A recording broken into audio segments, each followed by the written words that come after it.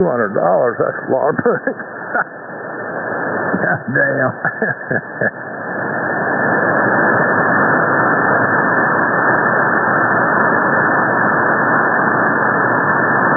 Hey, Paul, you saying you have a storage facility in Newbern or whatever? You talking about these self-storage places where people rent the little old things and store their furniture or whatever in? Yeah. I had one on Martin Luther King Boulevard there on Route 17, and I still got one here at home too. Yeah. Every of them things do all right.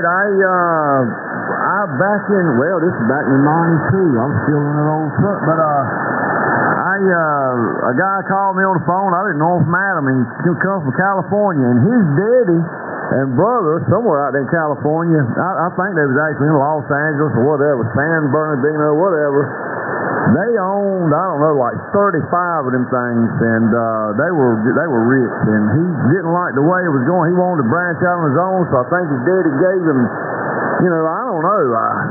It come out of his mouth. He said his daddy gave him a couple $1 million, and he come out here and he started building them things and running them. And I was doing a lot of hauling for him. I was actually getting all the trucks and all, but he told me he made money with them things. It was a good business for a long time, and of course now there's one on every corner, seems like. So it's not as easy as it used to be, but it's 30 years ago. It was a really good business. Right. Good morning, everybody. In for EDX. Hey, yes. Morning, Ed. Hey, Hey, guys. I just woke up.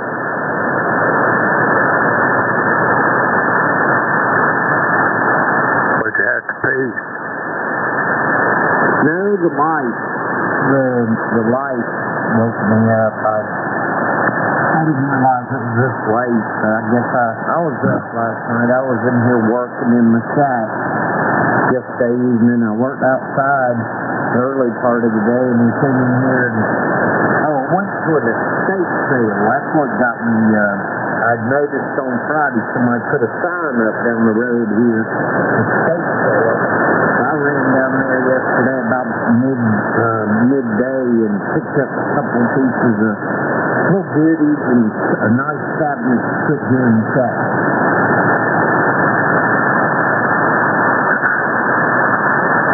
Man, my power just went off, so my amplifier will have to reset. Which will take 8 minutes. In the meantime, I'm going to go get more coffee. All right, I'm on back.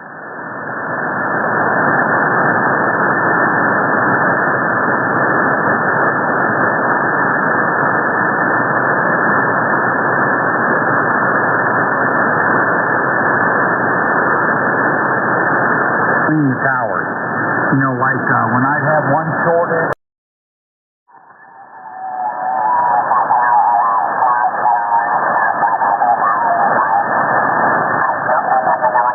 Putting their medical waste over off the coast here.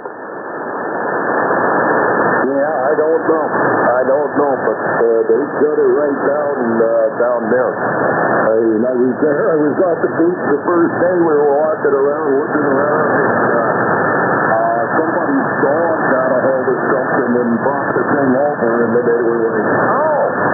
And I never heard a word about it, only on local TV and right in that area. I got back up here, not a word, and then she said a couple days ago, she said, oh, they mentioned something, and I just mentioned it. Yeah, it was just in our, it was just in the news down here today, I thought. I knew it from you talking about it, but yeah. Oh, well. Sign of the times, brother.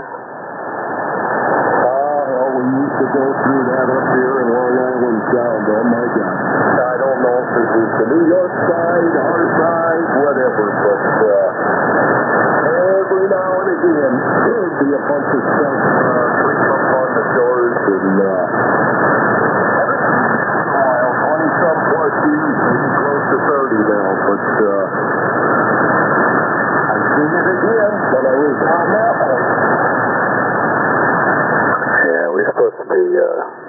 We're going to be near 90 degrees today.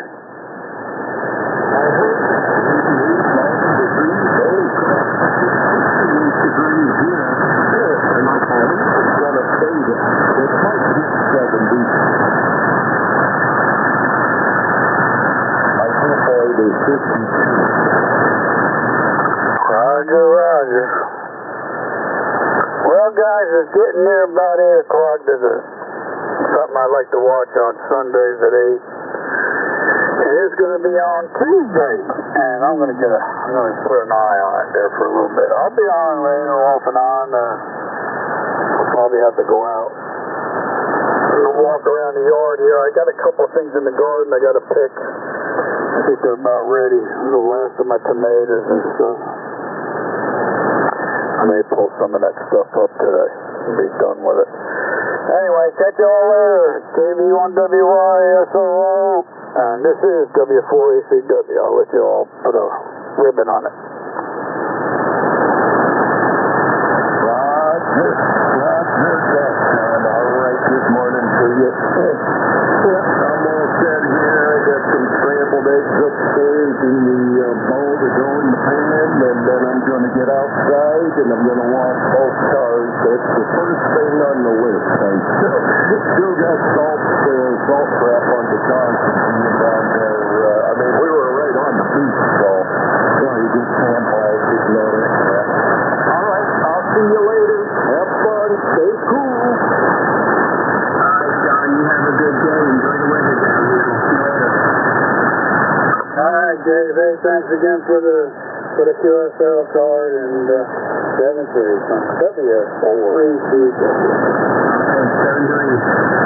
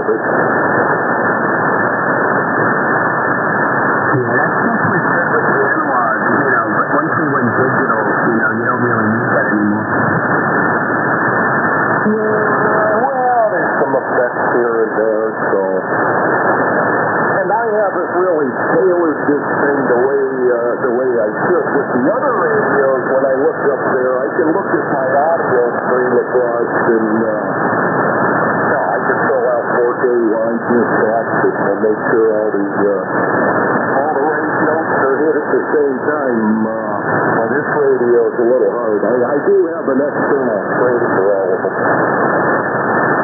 Yeah, it's citizen SDR, not analyzing digital SDR stuff. But anyway, all right. Very good. That's about it. That's my thing here, and then I've been watching now. Making to put up a new shotgun channel for all these radio stuff here. I wanted to have like mono band set up on it, where I can just reach over and radio on it, the full-blown 1500, run that radio at full-blown 1500.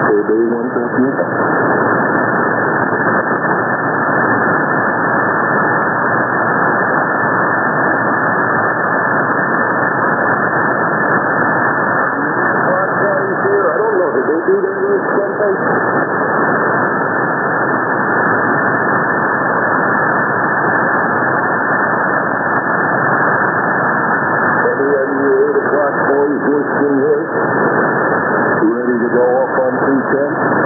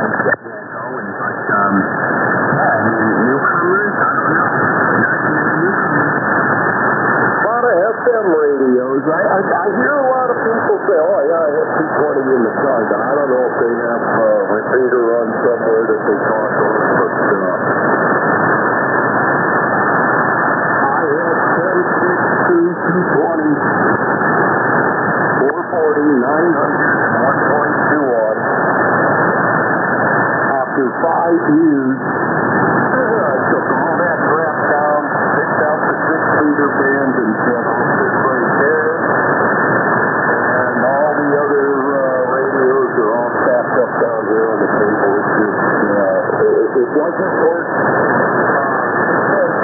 and 6 radios, 6 mans to hear somebody once in a while. That's what it is now, especially now. The activity's gone down so much.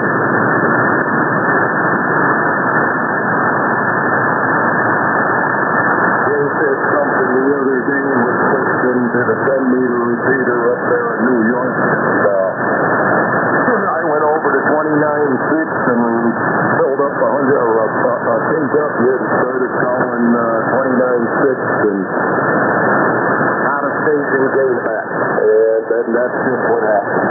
I rolled back down and go, okay, so much for that. If you're not on the repeater, you know. I haven't been on a 2-meter repeater in a long time. What's going on over there? Oh, I'm not on any repeaters. Most of our stuff, we're trying simplex on everything, but Dave, I just put this 2-meter radio down here because these guys were screaming and yelling about, aren't you on 5.2? 5.2? I said, Director, what the heck are you on 5.2? With the vertical and everything, right? I don't get it. With the vertical trying to run 300 watts into the antenna. And you only go another 10 miles down the road because, you know, most of the people coming back to you are not running that. Running 25, 50 watts, little antennas.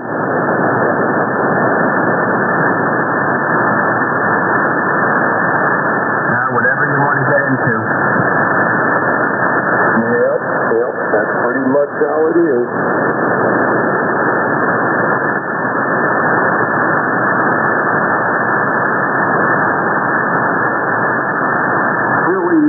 Billy and them are on there all the time. He's roaming around. He's working down there now, so they're down on the New York border. They're roaming around talking to each other.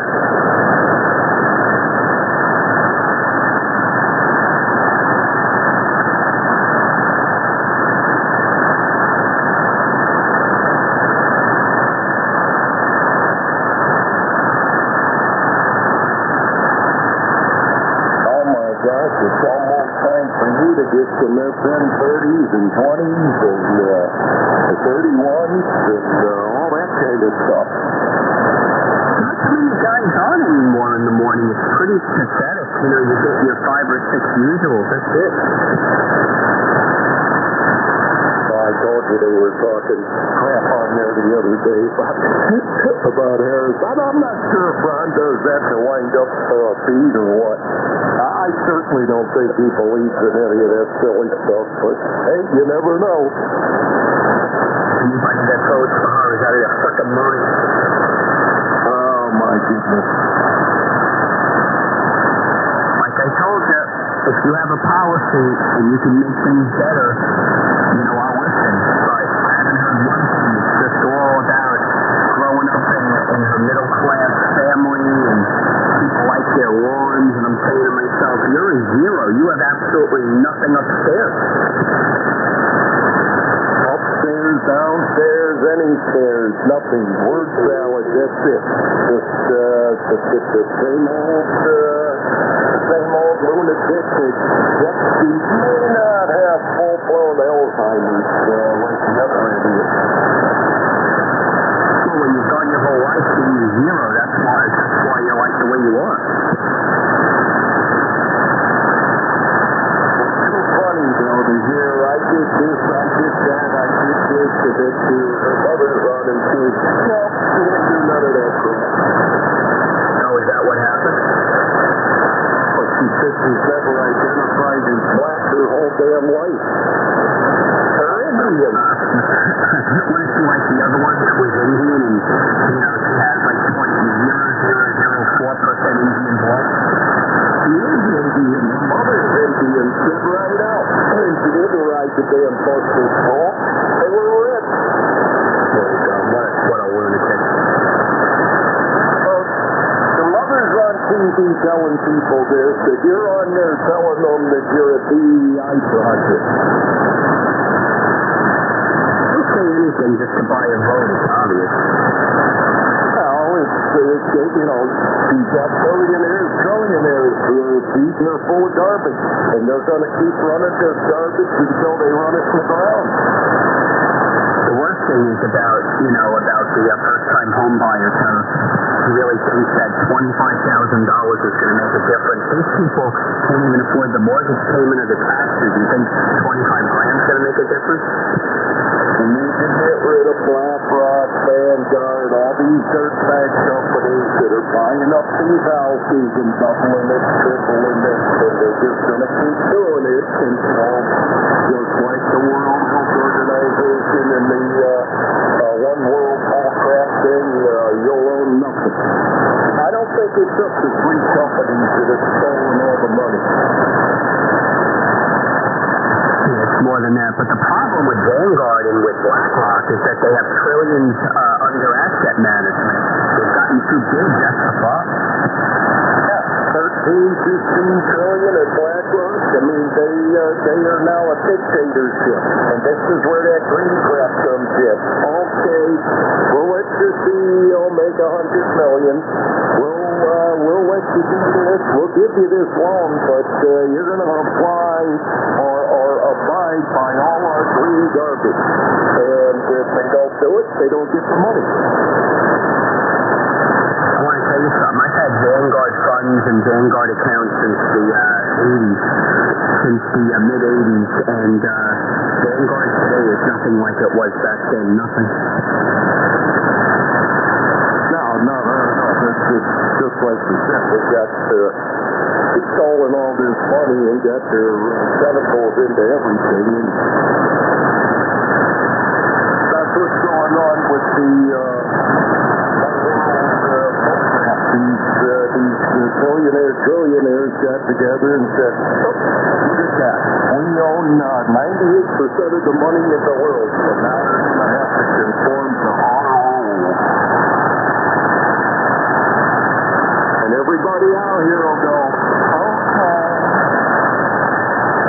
Well, what's really scary is the fact that, their funds are now concentrated because they have so many trillions under management and they have to find a home for the money. And you go into some of these companies and all their index funds and all these different Vanguard funds are all, holders of the same damn fund, and if the stock blows up, forget about it. It's over. That's what they need. They need is banking. Except they're in charge of this banking. That's not going to happen now. They're too big.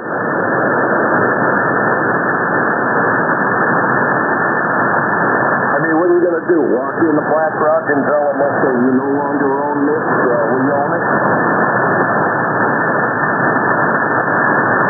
Yeah, it's bad news. You sure as heck don't want any part of your government owning any of that stuff, for crying out loud. No, that's exactly what Word Salad's trying to tell you. All the government will do it.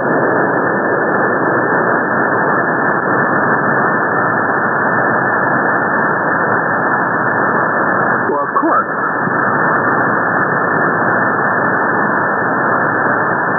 Hasn't said one damn deviated thing from another yet. He's rolling right on through with the Biden garbage because that's what he thought he paid for.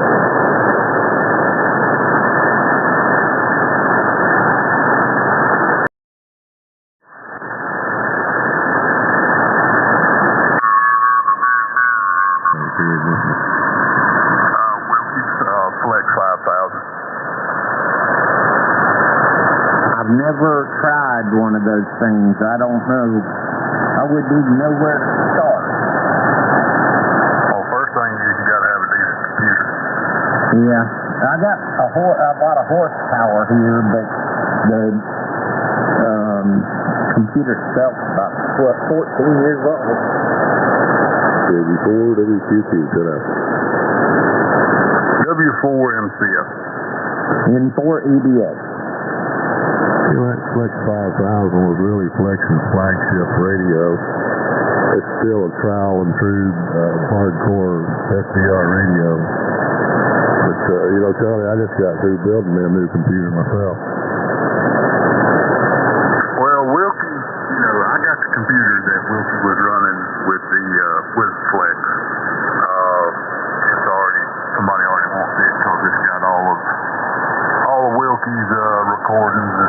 that, so it's going to somebody that's in the group.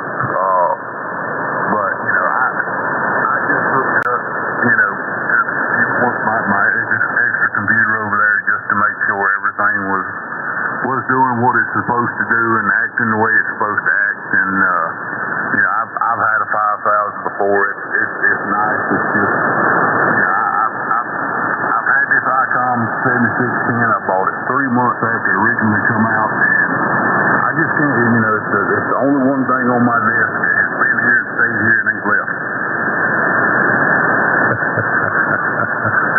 Yeah, I understand that.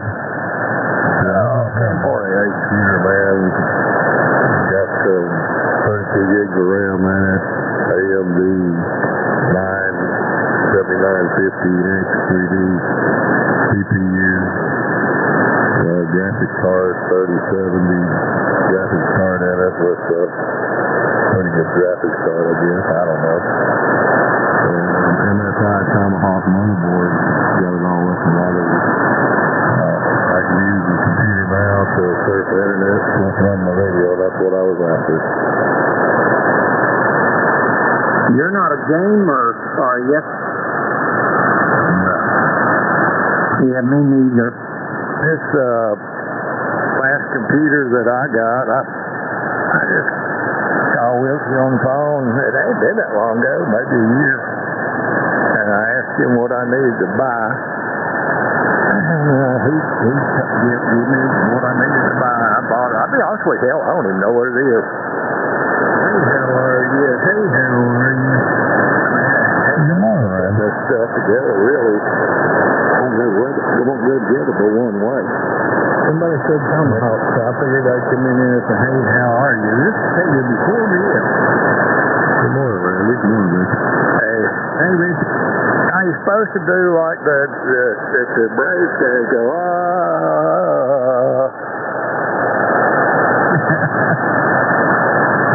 I could play a game with this machine if I wanted to because of the graphics that's on the CPU and the graphics card I put in it. I basically just bought it for the graphics, you know, and put it together. It's just let the radio work smoother. It's a lot cleaner on the radio product here on the computer screen. That's what Ed needs is a flex. Me? Yeah.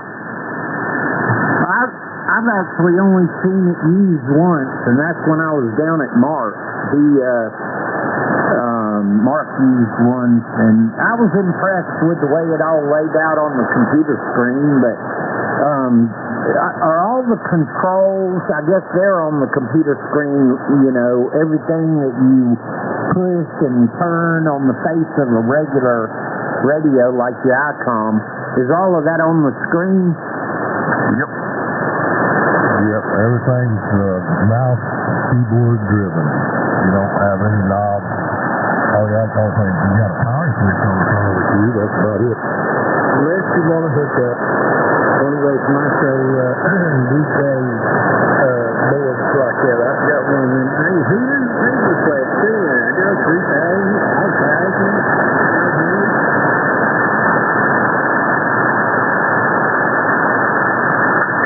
Between me and you, Victor, you ain't gonna sell that. I do. You know me better than I thought.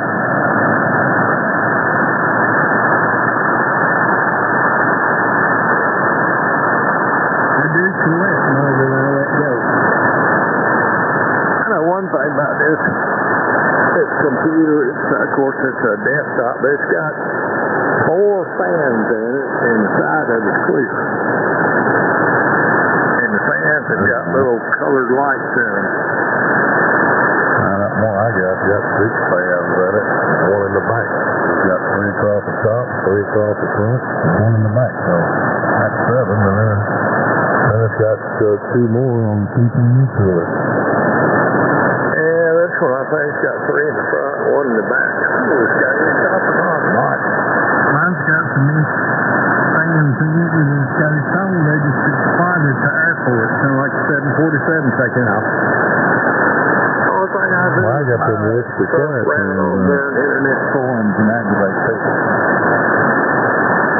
I've got them Whisper Quiet fans on. You need to check into those. Yeah, Quiet DBs versus Maximum Velocity. You know, one thing I like about Wyndham,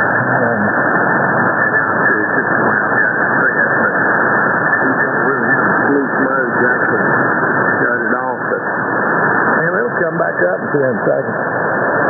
That other one I had, it got where I swear it'd take it 5 minutes to come on.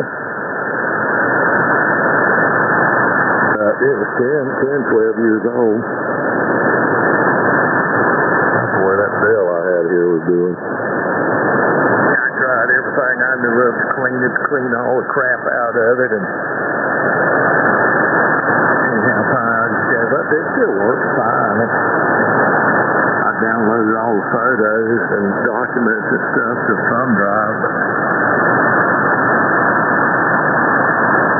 When I've said this yesterday, but I bought 2 Dell computers when I worked at Belcan Engineering, and because of the discount was like 30%.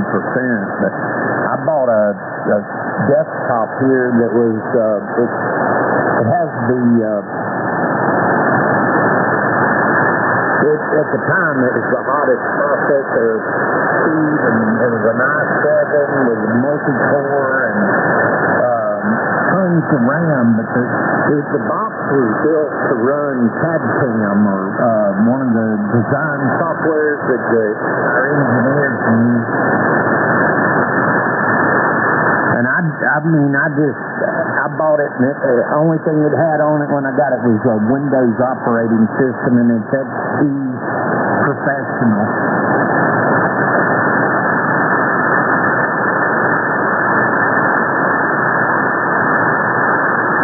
I mean, one of my guys even asked me, so why are you buying all that power and you're not gaming or anything with it? But I mean, I liked it just basic, and then I put what I wanted on software-wise,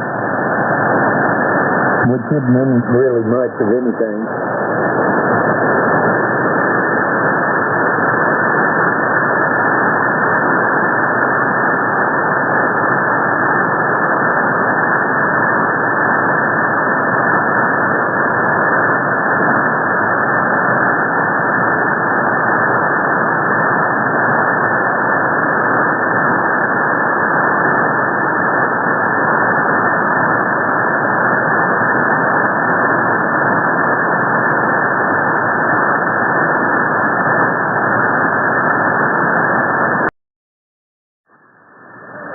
So you gotta punch back, otherwise you're gonna get your ass kicked. So if you don't like it, I suggest spin that big knob, sir. I know you won't do that. You're here for the morning show. I got you. That's all coming from a Radio Rambo. You're the one that bites everybody over to your house all the time, Jay. Just my new antenna gave up. I don't know what happened. What'd you do? It just dropped. And also, man, every single time I hear somebody say something you don't like, must have burnt the center section up. Well, what I did. Well, if it's raining, it probably arcs. It's probably wet, and it probably arcs. No, it's all sealed up good. I switched some other antenna. Wait a minute now. Well, you sound like you sealed up good. What'd you seal it with? What I did. I was talking it all last night, so. Hey, what'd you seal it with? Wait a minute now. Marine goop and shrink tube. Did you let all that dry? Oh, yeah, it all dried. Mm-hmm. All right. Takes a long time for the marine goop to dry. It's like silicone, right? Yeah. Dries real fast. What do you two have like a love hate relationship? Well, maybe on the outside, but the inside of it takes a while for it to each other off. All right, well, I'll be back. I'm going to go out there and check, because I got that one-to-one balloon out there. Good idea. I cooked it. I don't know. Yeah, go check it out. I bet it arcs.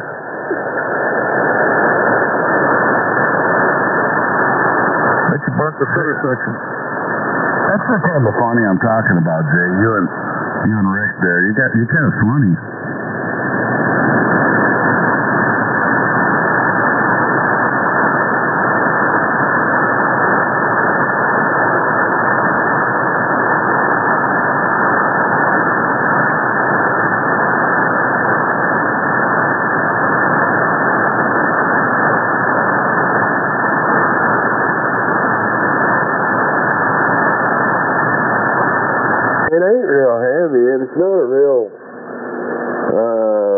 and I didn't even look to see what it weighed.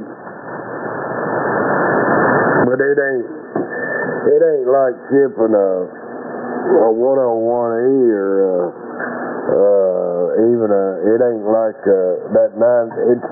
It's probably lighter than that 920 you've got. Oh yeah, the 920 is as big as the 1000. They're all the same size. Here, I'm looking at them, and the same as the 2000. Well, it ain't as big a radio. It's about the same size, I guess, as a 7300. You know, but it's got a lot of packed into it, so it's probably about as heavy as a 920 or a 950 maybe. Yeah, I was just fixing to say this 2000 here. I pulled it out the other day. This took away 35, 40 pounds. Yeah, no, I don't think it's as heavy as the 2000. They're bigger, way bigger, and I don't. It's probably about like that. Well, I doubt it's even as heavy as that 840 you got. I got rid of my 840. Now it's a mid-size. Yeah, it weighs about 10 pounds is all. That's about what this one weighs, 10 or 12 pounds. So I meant to look and when they shipped it and see how much it weighed, but I didn't even look. 13 pounds plus packaging. That sounds good. 13 pounds, yeah, that's about right. My 101's 26.4. Yeah. How much is a 2000? Hang on. How much is a Mark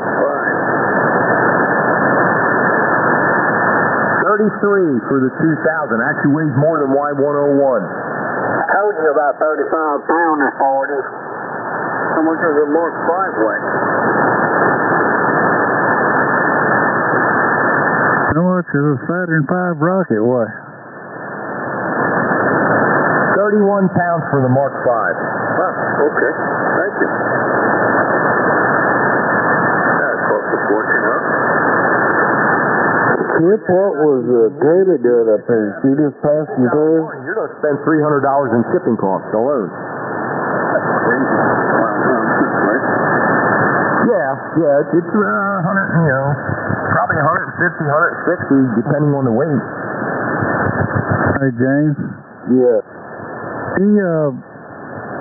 She quit her contract up there in Virginia and she was on her way home.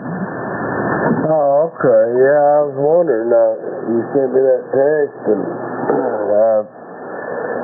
I didn't know if she was maybe going to Pigeon Forge or Gatlinburg or what. Well, she went a different route the first time she went up there, and she pulled in her camper, and they sent her, that GPS sent her up some hellacious mountains and hills with twists, turns in it. Said these damn turns were so sharp, he about hit her camper with the back of her truck. But, so she tried a different route on the way back. She said it was a little better, not a whole lot, but she come through Kodak on the way back. Yeah, I don't know which way it would have sent her. There's that many twists and turns. So, where was she at? Like Roanoke or somewhere up? Where in Virginia? She was in southern Virginia in a little town called Danville. Okay, well, yeah, I bet it sent her up 26 across the mountain there where Johnson City and across probably in that way, and that is terrible. Yeah, I think that's the way it sent her. And she said it was the most terrible route to go with pulling a camper you ever seen, and she had a little better ride on the way back this time. Wasn't a whole lot, but a little better, and she made it back yesterday there. So, and now she made it back the night before, I guess, and about midnight. Anyway, she's gonna have 2 or 3 weeks off, and then she's gonna head down to Tallahassee, Florida, I guess, for about 13 weeks. What was the problem up there in Virginia? She didn't like it up there, or what? Well, It wasn't the patients or nothing to do with that. Everywhere she works in the psych ward, wherever she goes, she likes to work for the crazy folks. They pay a little better, I guess, to work for them, and she got her psychology, got her master's degree in psychology, so they pay a little more if she works on that part of the hospital or whatever. And it was a state-run facility, or a lockdown facility at that. She didn't know all that when she went there. They was paying her a hell of a lot of money to come up there. And when she got there, she seen pretty quick that the guards, they got big old security guards there that she said they had some great big old goons, and they wouldn't help the nurses. The nurses would have one of them real crazy folks, and they'd be acting up and swinging and cussing and carrying on, and the guards would just sit back there. And she asked one of them, "Why ain't y'all getting up here helping us?" And they told them, "We can't help y'all unless you get hurt." And she's like, "The hell with this shit! I ain't gonna sit here and wait till some of them slits my throat and then they jump in there and help me." I've heard that. Yeah, that's a shame, that's a shame. Good morning, gentlemen. KW4BL. I finally got a chance to get in. Since y'all were on the subject of how much radios weigh, how much does a ICOM 7600 weigh? Oh, we passed that part of the show about 5 minutes ago, Vern. Good morning. I know that. You're on your mouth 5 minutes. Well, I can't help it. I ain't been in. I didn't get in here yesterday. I went riding. Well, I didn't get in here yesterday either. Time I remembered it was too late. Everybody was gone. 25 pounds. 25 pounds, I had that feeling. And, plus I got the PS120 or 125 power supply. Man, that sucker there's a hoss too.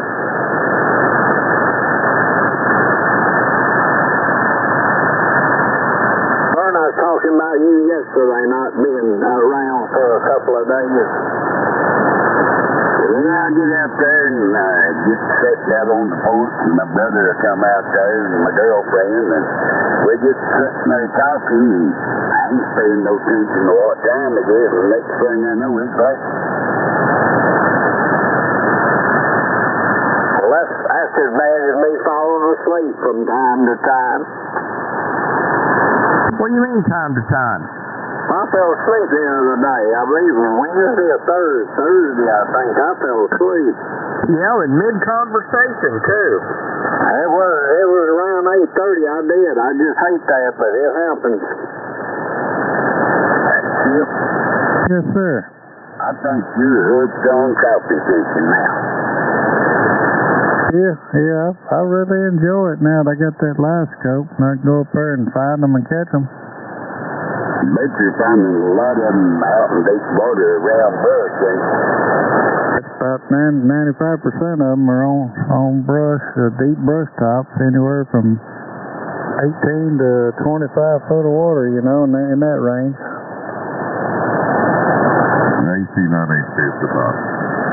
Yeah, I thought it was 1840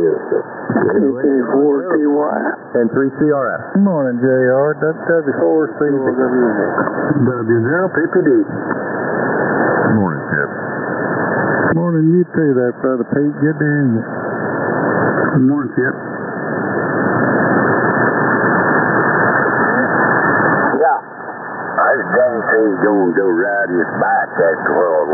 I bet he don't get on that day bike. I bet that thing, when it goes by, goes, I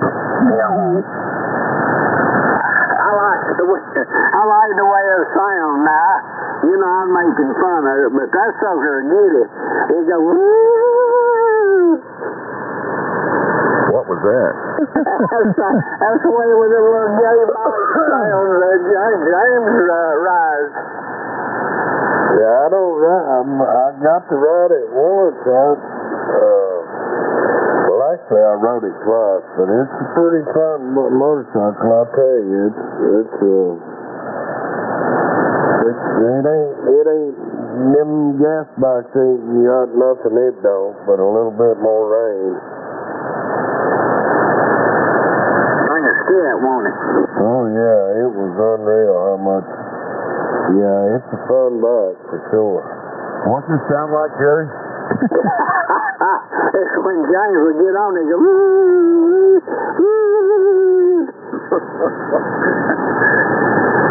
Good Lord. I knew you'd go ask that, J.R. Jerry. I got to watching that little gay bike. I watched all of them. They pop up on it as soon as he has one fixed up, it'll pop up on my phone. And I was watching that, and I got to laughing about it. I said, that little sucker, get it though. Yeah, that's what I've been doing this morning. I've got another video I'm I'm working on it. It may be posted. I don't know, maybe today. I'm just depending on what I get into. I had a flat yesterday. I didn't get to ride much. I got there and rode, I don't know, close to an hour and had a flat tire, and I come home and pulled the tire off, and I got to get a couple of tubes and put a tube in it next week, and so I ain't gonna be able to ride for a while anyway, because I'm having that surgery on Friday anyway. What are you getting done, James? This trap on next to my eye, I've got to have it cut out.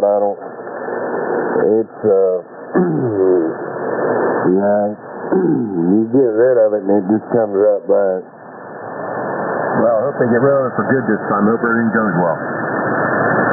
Yeah, it's not really,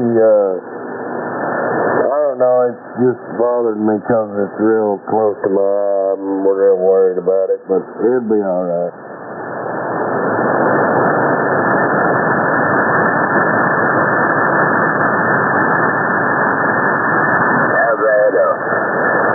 Back here, had my grandson back there doing some trimming up for me, and that old apple tree was dead. He had all the limbs cut off on it. The only thing that was left hanging was the main trunk, and it was about 10 foot tall. Well, that cotton picking tree was so rotten, I leaned against it over there and got to shaking it, and it broke off in the ground, fell over. And that thing been laying out there for a while. Day before yesterday, I said, well, I'm going to get that thing down there to the burn pile and get rid of it. So I got my lawnmower and a long chain hooked to it, and I got it started, and then it stopped. And I said, uh-oh. So I backed up just a little bit with the mower and gunned it, and that thing took off, and I just kept that thing to the floor and dug it back out. Lisa just brought biscuits in. I gotta go. Biscuits and gravy are on the table. See y'all. KK40 up there. Good morning, Lisa. Good morning, James. Have a good one. Take care, James. Have a good day there, Hillbilly. See you, buddy. Hey, what was the final score on that Tennessee-Oklahoma game? 45-15. The LSU took care of UCLA.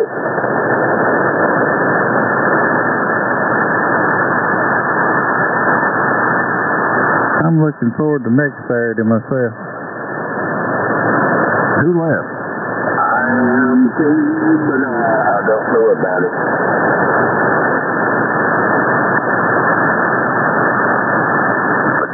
Don't be no better than they did against Kentucky out there. You ain't lying. That game they played against Kentucky won't work down Tuscaloosa. You catch that Auburn game yesterday? I watched the last quarter of it there. Yeah, quarterback for Arkansas got the long legs, ain't he? He sure does. Yeah, Auburn sucks this year.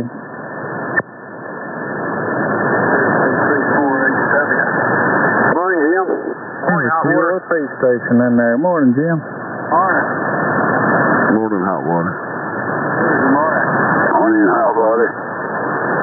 Morning, Bird. Turn your amp on, Jim. No, man, it's not working here. Oh, here we are. We're not on operate. There you go. Try it. Okay, there you go. Better. Too many birthdays. They just don't like using it. He's a tightwad. They don't turn it on unless somebody says something about it. I turned it on. I know it's because somebody said something about you being weak. They know how you are. You don't know nothing. I might, by George. Y'all getting ready for the next tropical system coming up? Oh, is there one out there? Yeah. They one that's about ready to form. They said by the end of the week there'll be another hurricane or something coming up through there. You know, I have never heard anything about it. I better check this out. What is it, about Wednesday or Thursday? They're saying that Thursday or Friday time zone, I think, is when things should make landfall if it all comes together, and it's supposed to hit somewhere between Florida Gulf Coast, or and the Panhandle, or even as far west as Alabama or Mississippi. Oh, I see it down there in off the coast of South America, isn't it? Central America. Somewhere down Central America or something or other, it's a brewing, but it ain't become one yet, but they say it's about an 80% possibility it will. I'll be right back. I gotta get coffee in 3CRS. Coffee. Gotta go get some gas from my generator, so I got plenty in there. I just need to run it some and then refill it, and then I'll be ready to go. Good morning, Angel. Morning. Morning, John. What's going on? Y'all got it on snow? Morning, John. It's unlikely that that's the case, John. All right, I'll take that into consideration. And some here that think they know what it is, but the truth remains to be seen. Hey, Chip. Yes, sir. You heard him from 7665, the one that lives down in Chattanooga, Georgia lately. Oh, no, I hadn't heard him. I need to get a hold of that rascal, because if I come down there, his wildlife medicine deal down there, wants to come down there and hunt. And it's probably about 35 miles from where he lives. Like to go down there, get a hold of him, let him know when I'm coming down, and maybe go over and see his place. Yeah, that'd be pretty cool. All right, well, I'm going to check out, guys. Y'all have a good day. This Yankee got to get out of here before he gets shot. Somebody shooting at you. AC9HP is 40. CK4TY. Have a good day, Bob. Have a good day, Bob. Hold your head down low. Have a great one, Bob. Get down on the deck there, where they shoot over your head. WW4CB. Hey, yeah, Bob. JW4B. Yeah, just give me a warning shot, please. All right, take care. KA2OWD, please.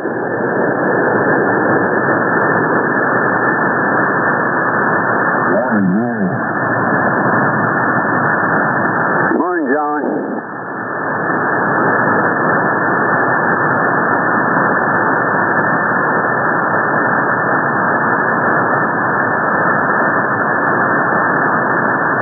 Could be kind of interesting, Chip. Yeah, I know it. They say the Gulf is ripe for it.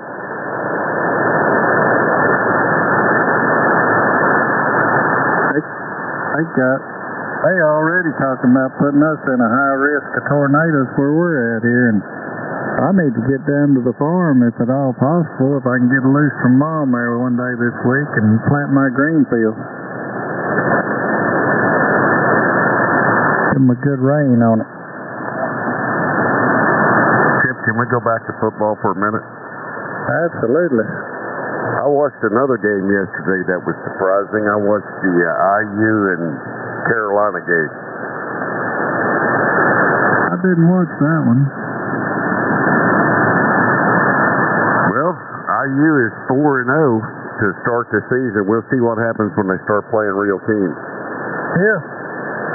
I'm surprised that they're not in the top 25 yet.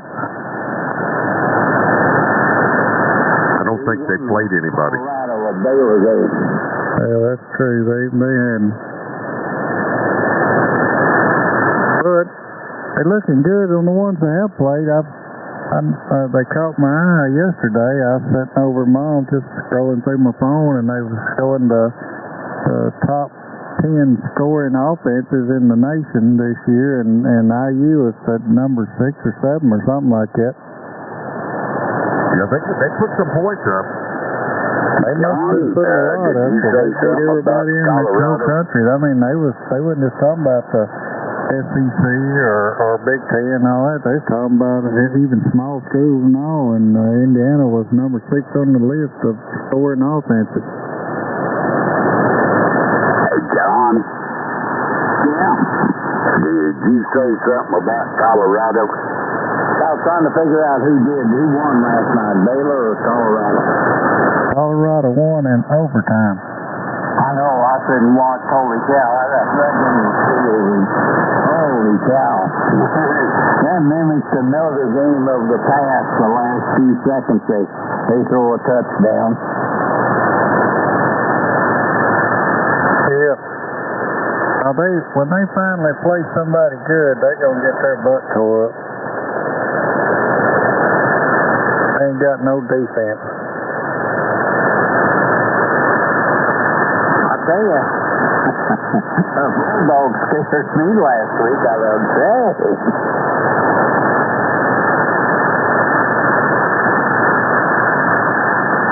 They usually wait till the last quarter before they turn on and do what they need to do. It's like they just coast, but anyway, they almost got in bad trouble. You I guess Kentucky's defense is pretty good this year. That's what I'm guessing. I don't know though. South Carolina blowed their butt out the week before, so we'll find out how good they are next Saturday when they come to Tuscaloosa and play the Mighty Tide. Roll Tide. Roll Tide. Kentucky gave LSU all they wanted.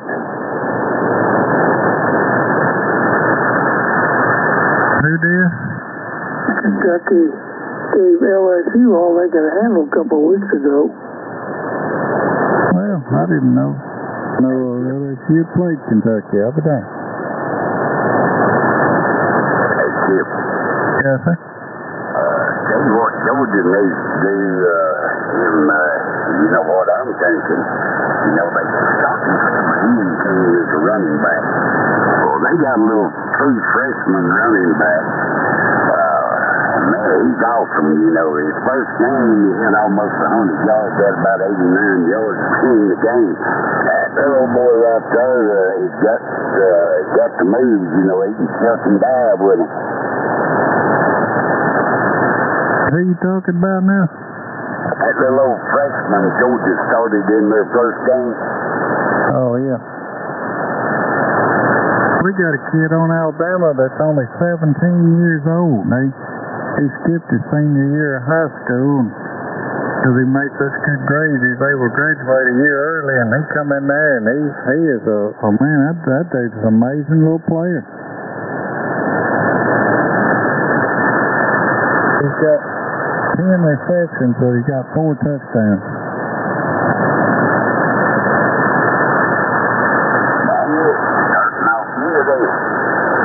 Yeah, he's fast, I tell you what.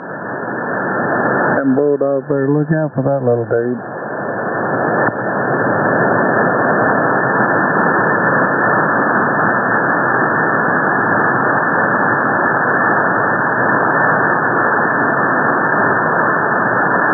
Yeah, Tammy slept out in her camper last night. She's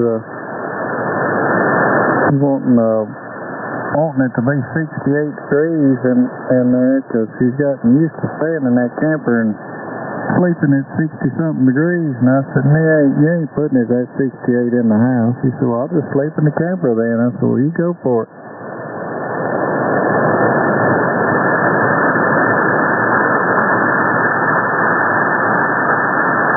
Welcome home, Kevin.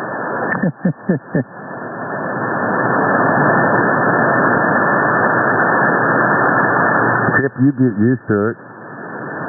Well, here's the thing. If she'd let me snuggle with her, at night, it'd be different. I'd be all right with a 68, but when she won't, that's a different story. How much longer is she going to be doing this traveling? Well, the plan is for her to travel until we get the house paid off and, pretty much get all her bills paid off, and then she's going to come back home.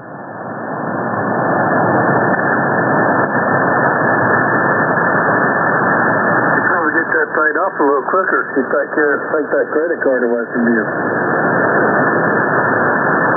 I don't use it that much, Every now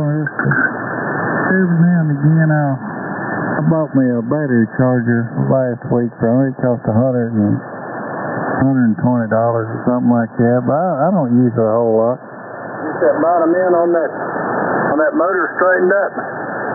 Still waiting on the parts there, man.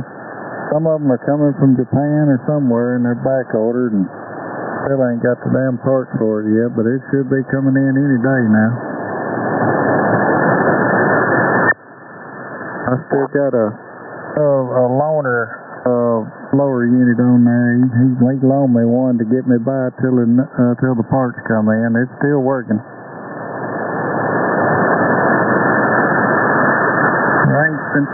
I ain't been fishing in a week now, and kind of getting the heebie-jeebies wanting to go. I'm hoping maybe to get to go this afternoon for a little while if the wind don't get up.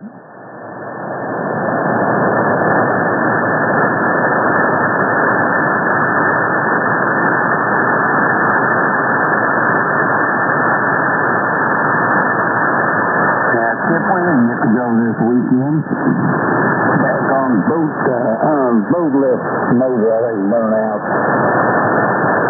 Oh man, almost made you want to take a pair of bolt cutters and cut the cable, huh? Man, I'm telling you, we've been out of the water for so long, and when we could go, it was real tough. Here we go. The water's up now. Boy, the lake is looking super good. The locks are closed because the boys down south, the Sugar Company and everything, got all the water they need and then some. So we're holding our water barely. So, man, we want to get into we got some old fishing holes in the mouth of creeks and what have you. And some of the creeks we can get back in when the water's up. We have a ball, but man, we can't sit there and watch the gators swim by. Well, I guess I'm taking you renting this slip from somebody probably to keep your boat there. Did you call them and they said they'd fix it? No, we got a slip there at the lake house. We got two slips, but one of them's got a lift in it. And we had the people out service that thing about 6 months ago or what have you. But she was sit not used for a couple 3 months because the water, we couldn't even let it down, wasn't any water underneath of it. I don't know, so we called them, they said they'd come out on Thursday. So anyway, we had to sit out there on the dock and watch a dang football game. Kilo 8 Charlie 0150. And 3 CRS. It's K6487. KI4ZW. 4CV. And 4ZUL. KW4BL.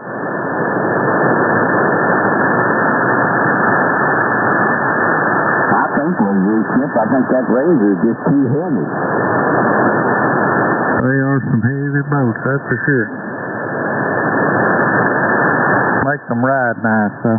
Yeah, I know it.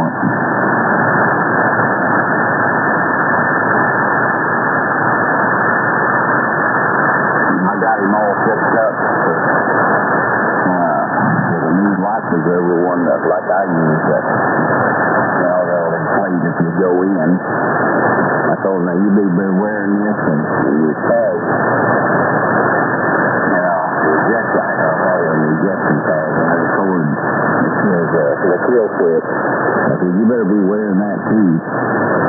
See, that thing gets more motor than most of we've ever had.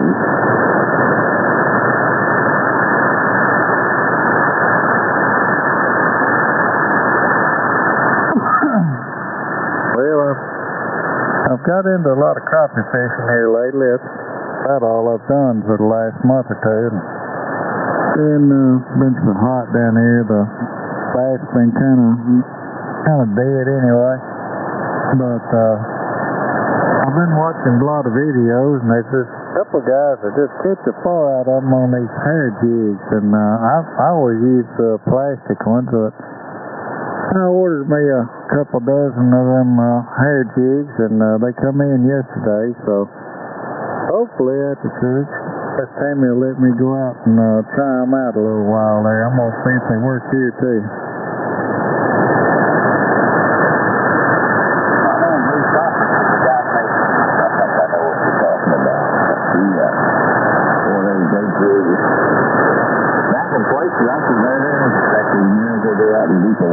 He's finding back in some old guns, and he says, the only thing I got to worry about is if the guys on mudfish won't stay off of me and they tear up my equipment.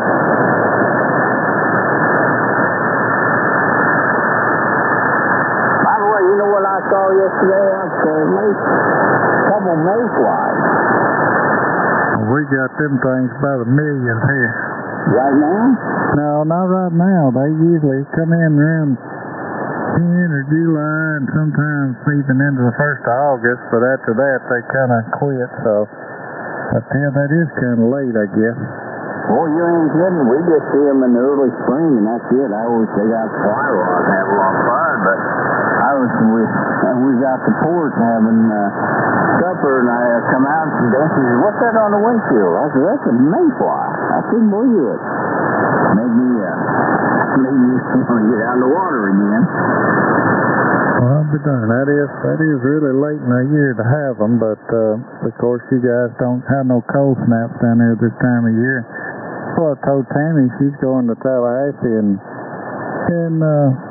I said, you don't even have to worry about water or usually after you run a heated hose and on a camper and all that kind of stuff, keep the water from freezing. You won't even have to worry about it down there, except maybe around January, February might be a cold snap come through, and you might have to do something, but she should be out there by then, so you'll be all right. Is Tammy a traveling nurse? Yes, she is. Oh, that's some good money. Man, oh man, we know a couple nurses, and by golly, I tell you, they're knocking it down and putting it away. Yeah. Yes, that's one reason she's doing it, to help us get everything paid off. That way I have a chance to retire one of these days. I ain't making go through this conversation anyway. Ain't that the truth? Yep. Yes, sir. That's Kenny. Now, you know you can't retire and leave your helper out on a stream like that. You know, I've trained that boy well. He's very good at what he does. And if he can't get a job somewhere else, it's just his own fault, the way I look at it. They thought you'd go back out of retirement. Is he full of tattoos and long hair? No, he don't have any tattoos. But I tell you what he did do here recently that just boggled my mind. He come in one morning, and I didn't even pay no attention. You know, most of the time when I walk out the door, he's already in my company truck ready to roll. You know, and he was in there that morning. I get in the truck and put my Mountain Dew in the center console, say good morning like I always do. He said good morning. I threw that thing in reverse, and when I went to back out of my parking spot, I I looked across him and I'm like, what in the hell? I just hit the brakes. I said, what have you done? He laughed. Said, what? I said, well, that hair. He dyed his hair blue. And I'm talking about, I ain't talking about light blue. I ain't talking about just, barely streaks in it or nothing like that. His whole damn hair was blue, like the color of Kentucky football, basketball, whatever. I mean, a bright-ass, ungodly blue. I never seen nothing like that. What in the world did you do? What did he say? He said, well, my wife dyed her hair red, and she dyed my son's hair white, and she wanted mine to be blue, and that one way when we went out, we'd be patriotic. I said, my ass. Chip, were you related to this fella? That made for a good start of the day, didn't it, Chip? Oh, my God. To answer your question, JR, no blood kin whatsoever. Okay. But anyway, my wife happened to see him, and she was messing around out of the camper that morning, too. And she told him, get you a hat on. Do not get out of that truck looking like that. Put you a hat on. He's had to wear a hat at work ever since. And they made fun of us looking so reasonable about everything. Yeah. But the Woodstock gang's looking pretty good. I asked him if his wife told him to jump off a cliff, would he do it? He said, no. I said, well, there you go.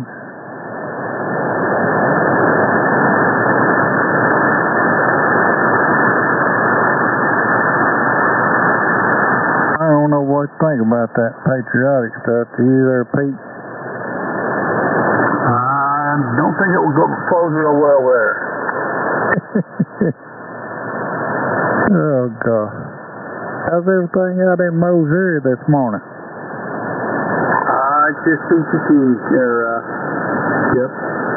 Nothing much going on. 70 degrees. Some rain bad is predicted, but we can't get a drop of it. Looks like, looking at the radar, it looks like it went north of us. I was kind of praying for it. We need it pretty bad. We need some rain here, too, huh? We had that last hurricane that come through, give us some rain, but that's the only rain we've had all summer, pretty much. It's been dry as a bone, and it was good while it lasted, but it didn't last very long. And I'm hoping I get a chance to go plant my green field before this next hurricane comes up through, and maybe I'll get enough rain to get it to sprout. Hey, Chip. Yes, sir. You know this last week, that last storm come through there for 3 or 4 days. It rained at least for that. How much rain did y'all end up getting up there? We got about 3 inches. Well, that's what we got. We got a little over 3, about 3 1/4 inches here, and everything dry again. I know it just dried up, didn't it? I guess, but if you think about it, ever since that rain hit, it's been windy, but today it's not windy for the first time in a while, and it's been windy every day since that storm come through. That's what I mentioned earlier. It's kind of eerie looking out there. There's not even a leaf moving. There's not a breath of wind out there this morning, so when church is over, I'm going to try to talk my old lady into not doing anything and let me go fish a little while. Why don't you invite her along? No, I ain't a fisherman, but it looks like today would be a good day. No wind or nothing. But if you look outside, if you can see outside, now look outside, you don't see no birds flying. There ain't no birds, no squirrels, no deer, no nothing. Take her with you. That's a good idea, Roger Dodger. She hadn't been with me all summer. I need to talk her into going with me. Chip, Yes, sir. if the fish ain't biting, things can change. That's what I'm going to tell her, JR. I'm going to say either one of 2 things is fixing to happen when we get back from church. I'm going to say I'm either going fishing for fish or I'm going diving on you. That was rough. Make up your mind. Either one will be all right. I don't know. She might say I'm good. Well, at least I'll get to go fishing now. If she takes you up on that, I wouldn't even take the damn rods with me. There you go. Get out there and she's like, where's my rod? Oh, we ain't got none. We're going to this cove over here. That's a good idea too, Scott. You got a rod for him.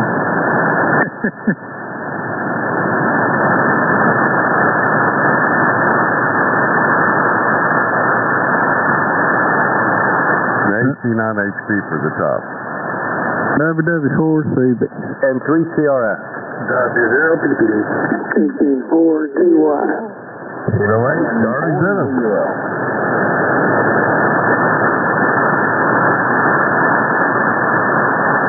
Man, we had a pretty decent band this morning.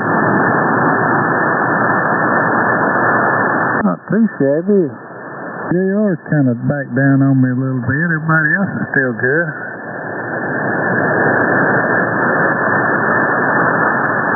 Getting any color up there? Yeah, leaves are falling and the color's changing a little bit. You already got leaves falling? Oh yeah, I had to cover my pool up last week. There were so many leaves falling, I was getting them out by the wheelbarrow full. I said, I ain't doing this no more. It's time to cover the pool up. All these don't come off till the new school starts coming in about March. You know, leaves start falling. Flowers start falling in fall, but they usually don't start till about 1st of October, but they started a little early this year because we've had such a dry summer, I guess. What's going to happen is when one foot in the deal, if that storm comes through, it'll blow every one of those leaves right off the tree.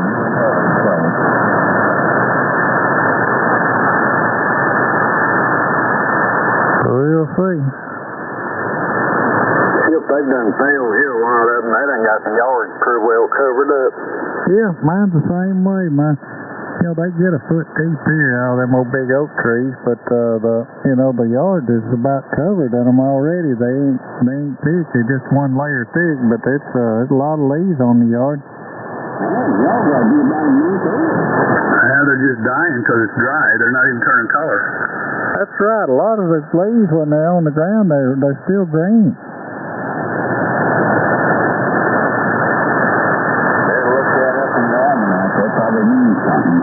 It probably does. John, I set the mower up. Somebody's asked me how I cut leaves or if I cut grass. I'm gonna cut grass one more time, but I run it up on what I call bush hogging position with a deck up, and I'm gonna run over everything and cut grass and mulch the leaves.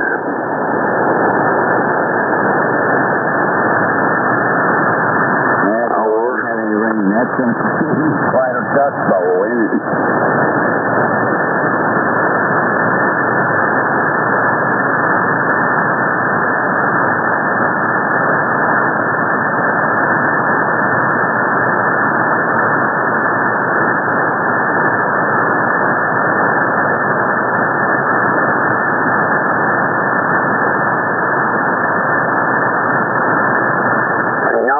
Snakes are crawling, at least here in Alabama. This is when they go to crawling. Copperheads. Any of them. Now, we got rattlers too. I just hadn't run across one. But the copperhead, yeah, they crawling. We got rattlesnakes, not a lot of them right here, but we definitely got copperheads.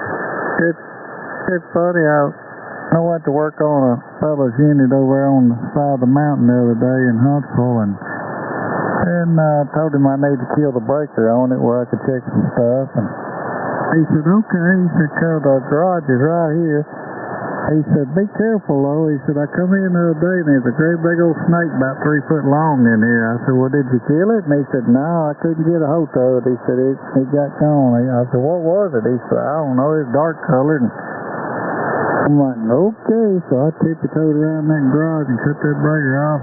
Back out there. I never did see the snake, but they said they really seeing a lot of them up there right now on the side of that mountain. Yeah, the snake, the cat killed one here the other day at Coffee, and boy, I'm gonna tell you, he's quick. He got to be like lightning. But he killed another one. He's killed two now that I know of. He'll bring them up here and lay them on the porch for when you open the door to go out, you're gonna see him.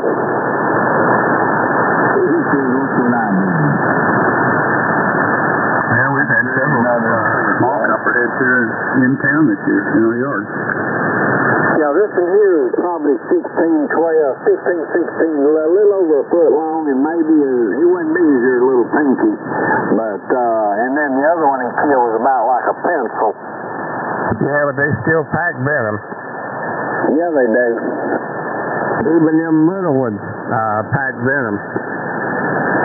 They say that right after they hatch out that they poison. They are. They're actually more poisonous. Well, they're not more poisonous, but they actually are worse. They bite worse on the young ones because they haven't learned to control their venom amount. And when they bite, they inject everything they got. Yeah, but not on me.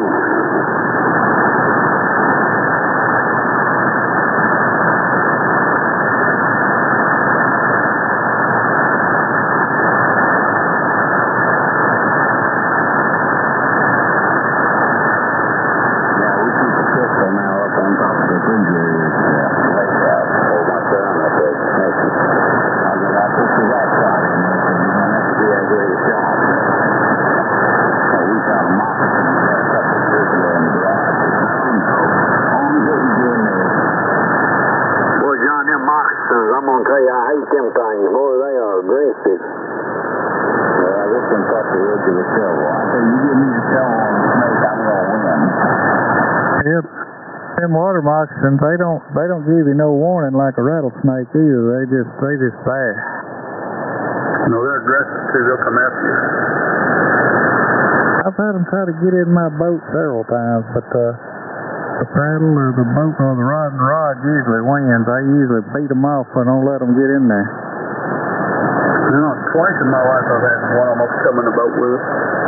The last one was about 2015, and Dad and I were bass fishing down at Mine Lamont, and we were gonna, after we got to the bass fishing, we got dark, we were gonna catfish for a while, and we were getting close to dark, and there was like this little island up at the top of the lake, the far end of it away from the dam. And so let's go up there around that. Usually about evening time, that's a good place to fish off that, around that little island.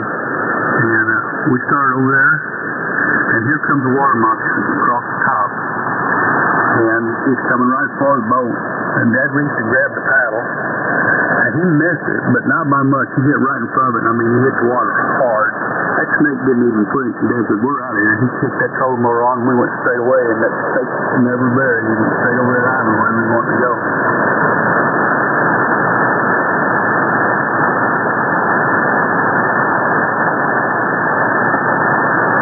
But he definitely wasn't afraid of W050.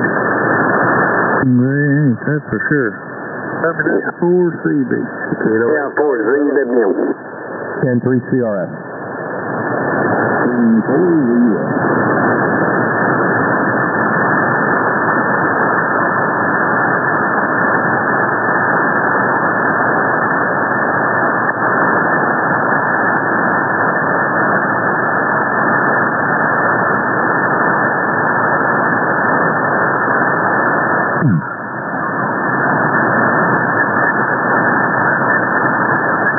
Why you gotta be so mean?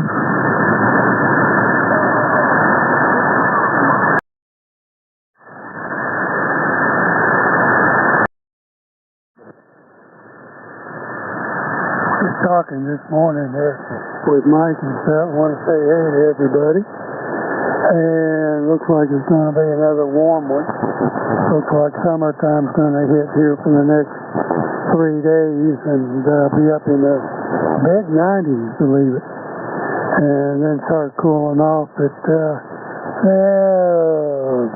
I think it's late Wednesday, Thursday, Friday, and Saturday. We've got isolated thunderstorms, so yeah, we definitely need the water. Not the lightning, but we'll take the water. I'll say 73s, and golly gee, we'll catch everybody here hopefully this evening. WB3, AJ and an 8. KJ4L water.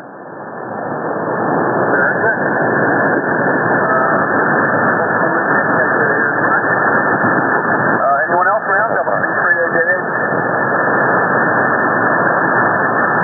WB4U, I think you're gone. WB3AJH, Lauren. Nothing heard. And for AOW, John? Yeah, okay, Roy. And yeah, it's nice to hear Mike coming in pretty good. So I guess I'm going to be nice and put a little bit of water out there for the bird bath. That thing is just not for birds in this dry weather. The squirrels drinking out of it. The coons seem to have learned, and because there for a while they tried to get a drink and they just turned it over, and then nobody was getting it, and so they haven't done that for a while. But yeah, I definitely see the birds and especially the squirrels, you know, because they have to go all the way down to the bottom of the hill for a drink if they don't have that bird bath. All right, well, appreciate you calling things, and have yourself a wonderful day. I guess I'll go on into the sugar factory. I am off next week, so I got that to look forward to. WB3AJH, N4AOW. That does sound like a highlight here, John. I hope you enjoy yourself at work and off the vacation next week. Inside the U.S., right?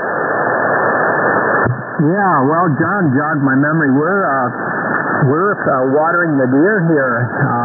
We have a bird bath, and we do get some birds. I see a squirrel got a little bit last night, yesterday. But for probably a week here, we've been sitting, well, a couple buckets of water out. And we've got a mother and her young one. It must have come later in the season because it has, you know, it's small yet. It has all kinds of spots on it. And so we're enjoying that for sure. They're just outside our kitchen window. Sometimes see them while we're eating. So it's really fun. They come right up by the house. I don't know, looking for stuff there right by the window, and so it's a joy to see that. But yeah, I guess they're hurting too. Of course, our creek is dried up completely, and so anyway, that's fun to see them. As long as there's nothing they can bother in the garden now. Hi. Anyway, hope everyone has a great day. Hope to catch some of you on tonight. And thanks, Roy. Good to hear everyone on WB3AJH N5 in the U.S.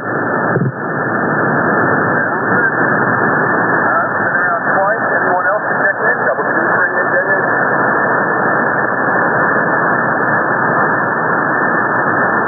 All right, guys, I'm ready to go on with my day. Have a good time. I hope you get good night. See you later. 730 and 5G US is clear.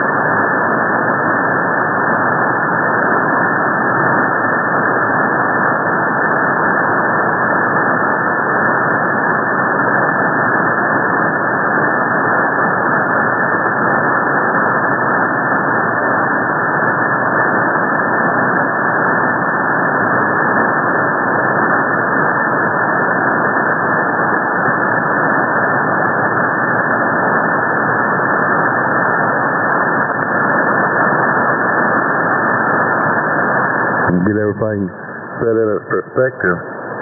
But she will not go into the lion's den, especially without a teleprompter and a Bluetooth earring. 100%. I think, forget Fox. He went to the most liberal station you could go to. Go on OAN with him. What station? One American News Network, OAN. That's the most conservative one you could find. It's like just a low-budget news station. I watch it every night. Oh, yeah, I watch that on YouTube. Yeah, Giuliani's got a show on it every night that I watch for about 30 minutes before I put my TV show on. So it just proves that he dodges real questions, because Fox will have real questions, and there's no way she'll get them before, so she can study them. It will be off-the-cuff debate. And, if you want to make it fair, sure, we'll have one liberal and one conservative newscaster to do the debate. But it's her way or the highway.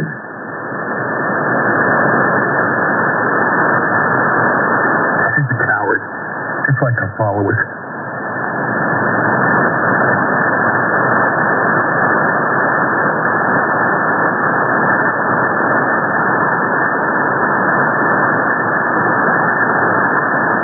Tired of the hate that comes out of the left, and then they sit there and they say that the Republicans are the hateful, violent ones. It's like, give me a break. I'm sick and tired of it. They ain't seen violence.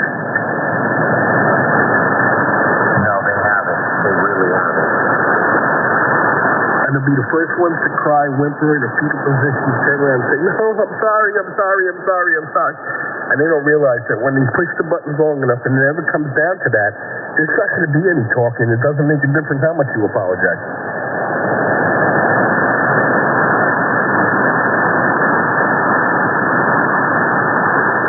I'm done with them. I tell you what, no matter where in society we end up, you can't have a liberal in there.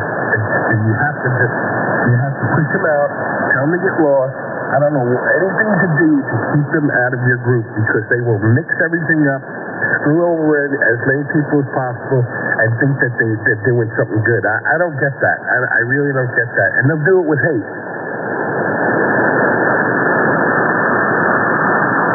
Yeah, it's a no common sense party.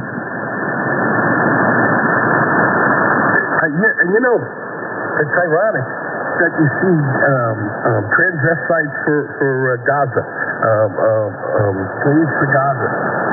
They will kill you if you go there. They will throw you off the buildings. They will stone you. What is wrong with these people? These are college kids. Can they be that misinformed? Yes, they can be, because they've been fed nothing but propaganda their entire life. 100%. And 4QNT for 20. W4 deal. Anyway, yeah, Doug, so I was thinking, when you're ready to do that, you got a webcam you can set up? I do. But what I got to do first, I have to print out the service manual. It's easy. It's such a pain in the ass to scroll through it on the computer. I'm old school. I need the book in front of me, and then I can quickly, I can look at the fault tree, and then I can skim through and go back to the page that has the board laid out. And that's probably where that page that shows you the board, that each individual board, that's where it tells you where to tap in for voltage, correct? Yeah, it'll tell you what pins to put your probe on. I wouldn't print the whole manual because it's quite large. I would print the pages that like either print the text that shows you how to do it, or the actual board picture, the picture of the board. Print one or the other so you can have one up on the computer and read it, and then have the picture of the board in your hand, and then go to the next step and do the same thing, so you're not printing the whole manual out. Yeah, so I want to print it out. I want to print it and bind it and put it up on the shelf, just like a true amateur radio operator. Yeah, well, you're going to need a buy this. I think it's 122 pages, but yeah, you could do that. That'll be fine. But yeah, I'd like to look and watch while you're doing it. Just you like the hands that I don't have anymore. Yeah, I got to figure out how to, because I don't have a lot of room to work in here. Setting up the camera might be a pain in the butt. And I'm supposed to clean up another half of the garage today.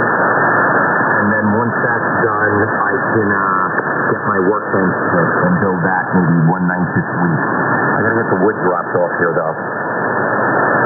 All right, no big deal. So you want to start with those two boards in that flow chart. Did you see the page number? I gave you the page number, that one board that you said you couldn't find in the manual. Well, I didn't find it either until I looked at it closer. But it's in there. They had different boards, and then they came out with superseding boards, so that's why the numbers changed. But that board is in the manual. Yeah, so based on the serial number, this radio that I have here was built late, correct? Right. So yeah, and the board numbers will be a little different. But as you look through there, you'll see the boards for all of them, because that does the early model 101s, late model 101s, it does the E, it does the double E, so all of that information is in there. All right, very good. Yeah, what I like about this is patience is a good thing. I'm in no rush. And probably what I'm going to do, Dom, is that RF board. I'm going to probably start, I'm going to test all the components, but I'm going to recap that board. I might not recap the whole radio, but when I find the problem, I'm going to recap the board. Well, that's what I would do. If you have to solder on any of the boards, I would probably just go ahead and throw those caps in. I wouldn't go crazy doing the whole thing, but I would definitely do the caps on the boards that you work on. But I'm thinking that transistor, that green transistor, I think that might be where your problem is.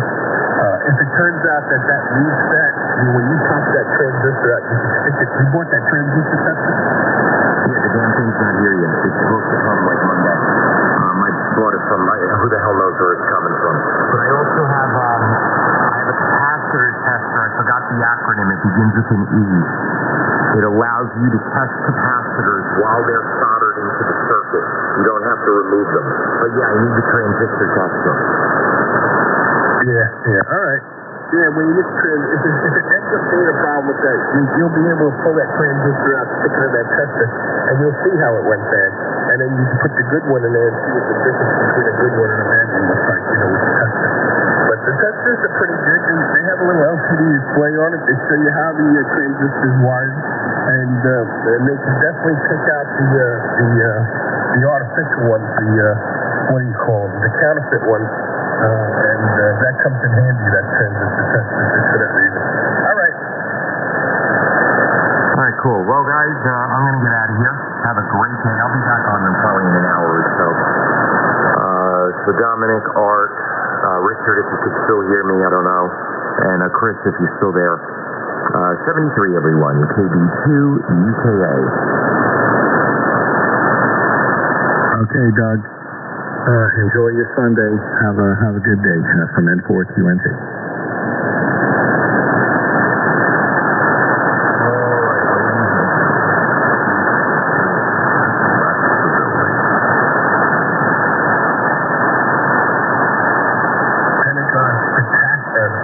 Pentagon speculated secret spacecraft spotted by a backyard telescope. It could have been Elon Musk. Could have been that flying car. Yeah, it's still up there somewhere. It'd be nice if we could ever get there. I wonder if he's got cameras on it.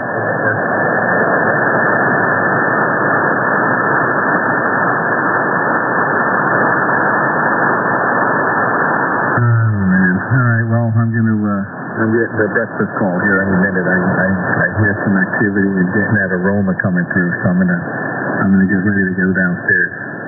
All right, man. I'll talk to you later. Richard Custodian, I'll talk to you later. Whoever else is still on frequency, I'll see you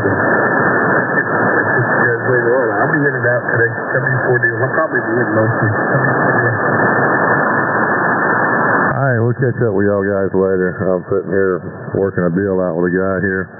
piece of equipment that I've got that he wants, and we'll catch up with y'all later. KG4 WQQ.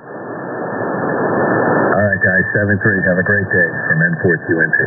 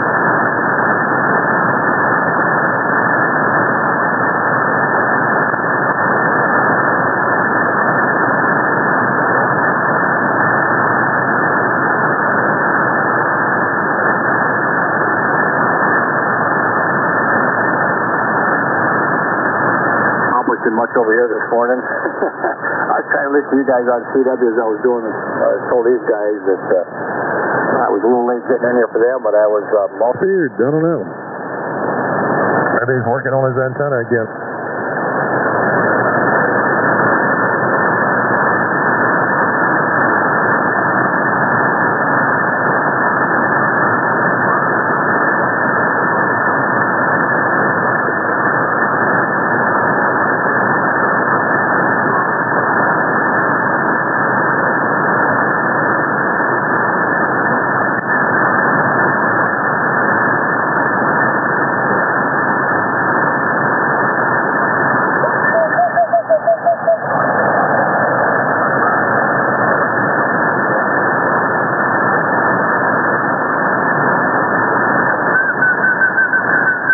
As long as they don't get through the shield, you're all right. I'm surprised I haven't had that problem here. There's a bunch of squirrels, and I've checked it a few times, and I have no marks at all on mine. So far, I'm lucky. They can get to the feed line fairly easy, and then I guess they could go down the rope to the feed point to get to that. But they haven't messed with it, so I'm lucky, I guess.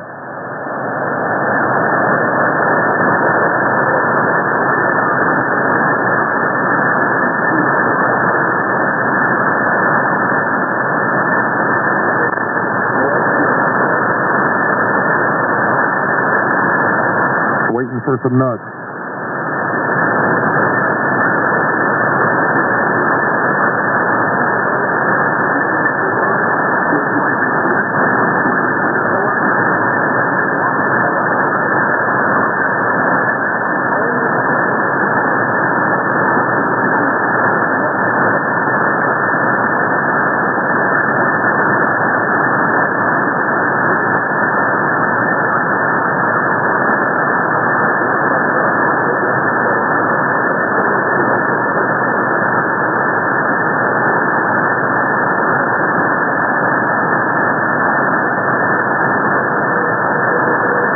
Yeah, I'd like to see them chew into mine out there at the ends where it's in the tree.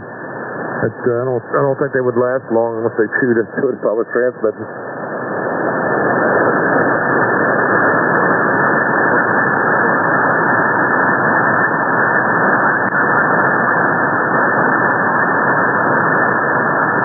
Yeah, but if they get a burn from that, was it VHF or UHF? Oh yeah, that'll zap them. That might be why they stopped chewing on it.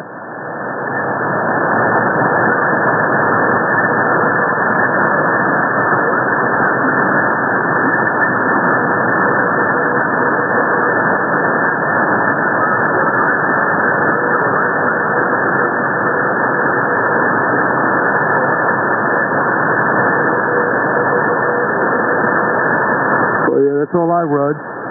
LMR 400.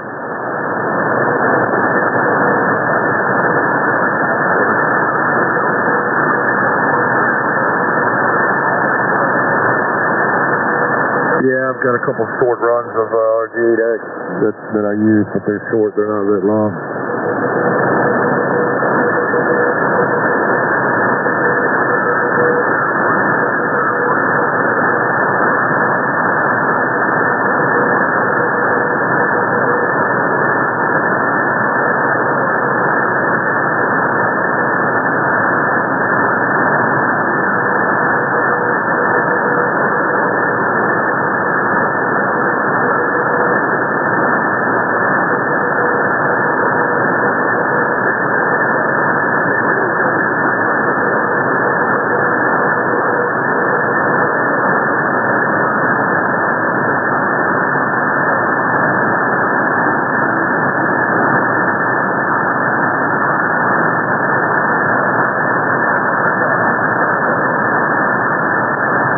much into VHF, UHF.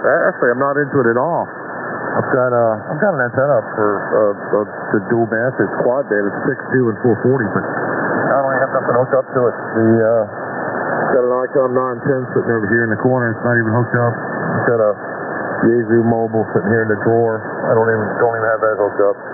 And the only other radio that I have that'll do UHF, VHF is the 705, and that's not hooked up either.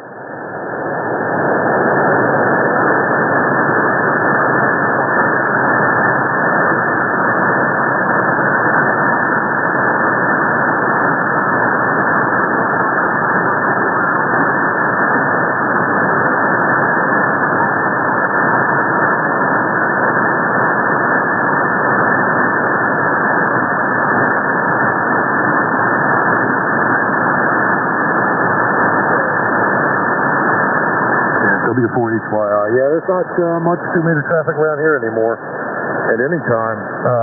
Used to be a lot years ago, but it's all dwindled down to very little. It's the one repeater here that everybody went to. There'd be 15, 20 people on it during the, at nighttime, or 10 or 12 on it in the mornings, and then sporadic throughout the day. There'd be conversations on it all day long, but not anymore. It's very seldom do you hear that many people on it. Hell, I guess you'd be lucky to hear 12 people on it throughout the whole day, from morning to evening. So the 2-meter traffic around here really dwindled, and I couldn't tell you how much UHF there was, because I never was into UHF, period. Not that, I bet you I've had, I don't know, maybe 3 or 4 conversations on UHF over the years. But, 2 meters was it for a while, and then it dwindled down to nothing.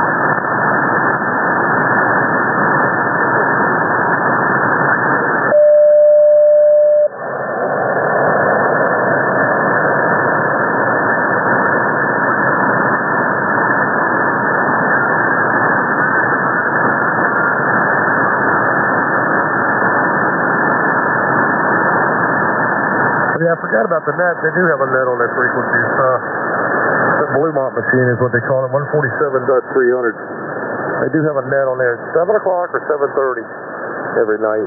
And that's about the most traffic you'll ever hear on that repeater anymore. It's weird. And it's got really wide coverage on it. We're used to. I don't know how well it is now.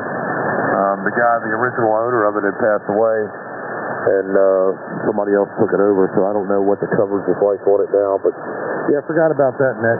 They'll be quiet up until the net time, and then I guess I don't know how many people they have check in. They used to have a bunch, but I couldn't tell you the last time I listened in on that. But I think it's about the only traffic they have on it. So, anyways, let me get out of here. I gotta get the shower. We gotta go to the store, pick up some things, and get some things done for the day.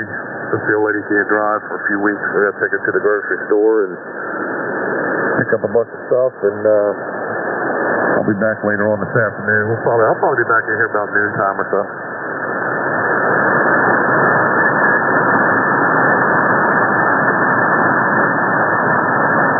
That's right. That's exactly what I'm doing. Then I'm going to load the dishwasher. All right, catch you later. W4HYI.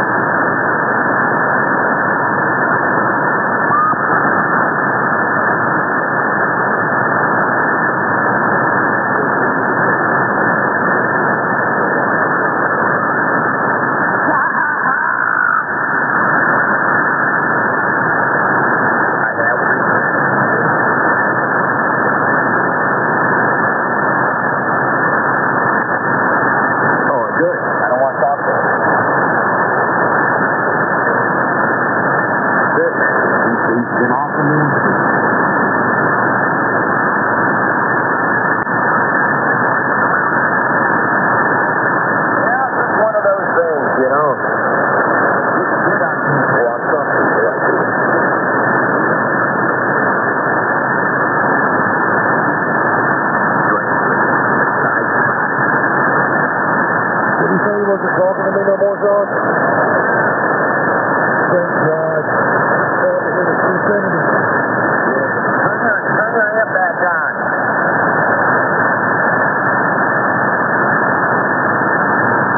Anyway, John. No.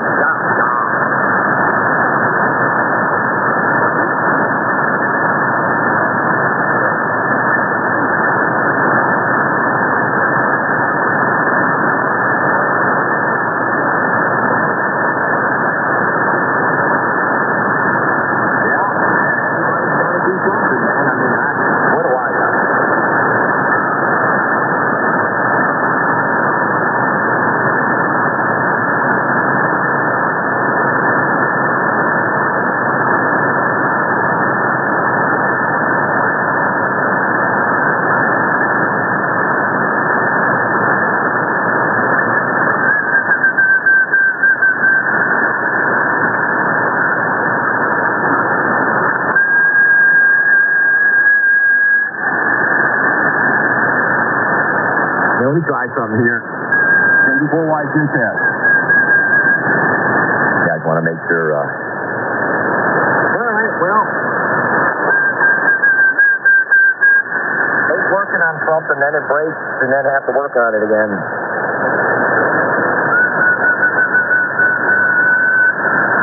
Who knew? Piece of coax out. Go figure. What's the difference? Pick up a homo antenna. Yeah, Roger on the mo.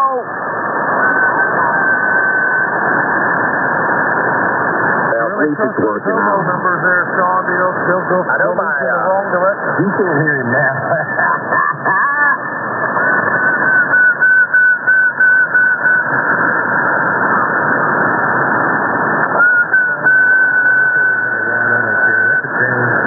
That's all I'm running. That's the magic.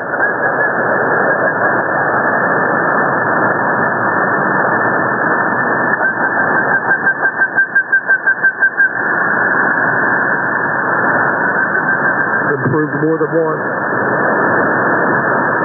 Waiting for this thing to... There we go. Yeah!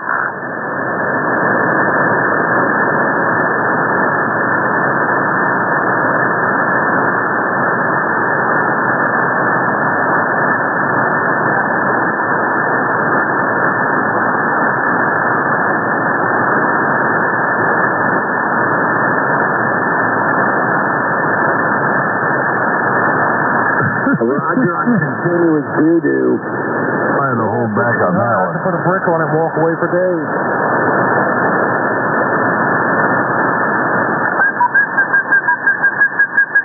You better get in the store, man. You know what I'm saying? You got chauffeur duty.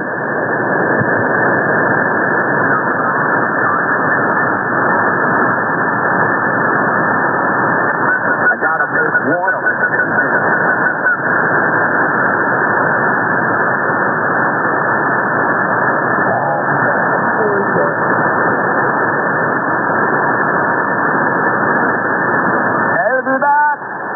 JD4Y.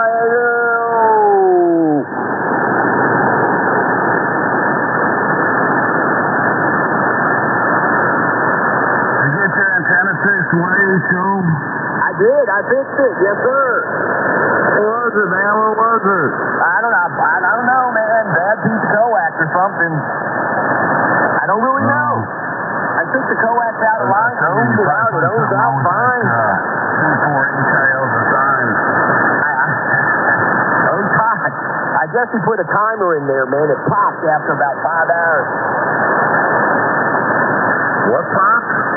Oh, I fixed it. The design he built, the design he sent me had an inherent flaw. Stopped working after 5 hours. Oh. So anyway, it's working now. I don't know what the hell, man. I can't figure it out. I put the same piece of coax back in line, and it's working. So I don't know. Maybe the coax connection to the dip hole. Is that you guys? The Ballon has an SO239 on it? There's no Ballon. It's just well, I guess it's a Ballon. That scope is laying on the ground, man. It's a tubular scope. It's full of ferrite beads, man. The white, I forget who makes it. Anyway, that's the barrel. The antenna is about, man, it's about 50 foot in the air. And maybe not that high, maybe 60. Using a coax choke. It's just ferrites over a piece of coax, right? That's it. You got it, man. So, the coax connects to the antenna how? At the hangar up there, it's soldered and sealed and heat shrunk. Okay, so you're just running no connectors, no nothing. You got the shield to one side and the center to the other, right? That's it. You got it.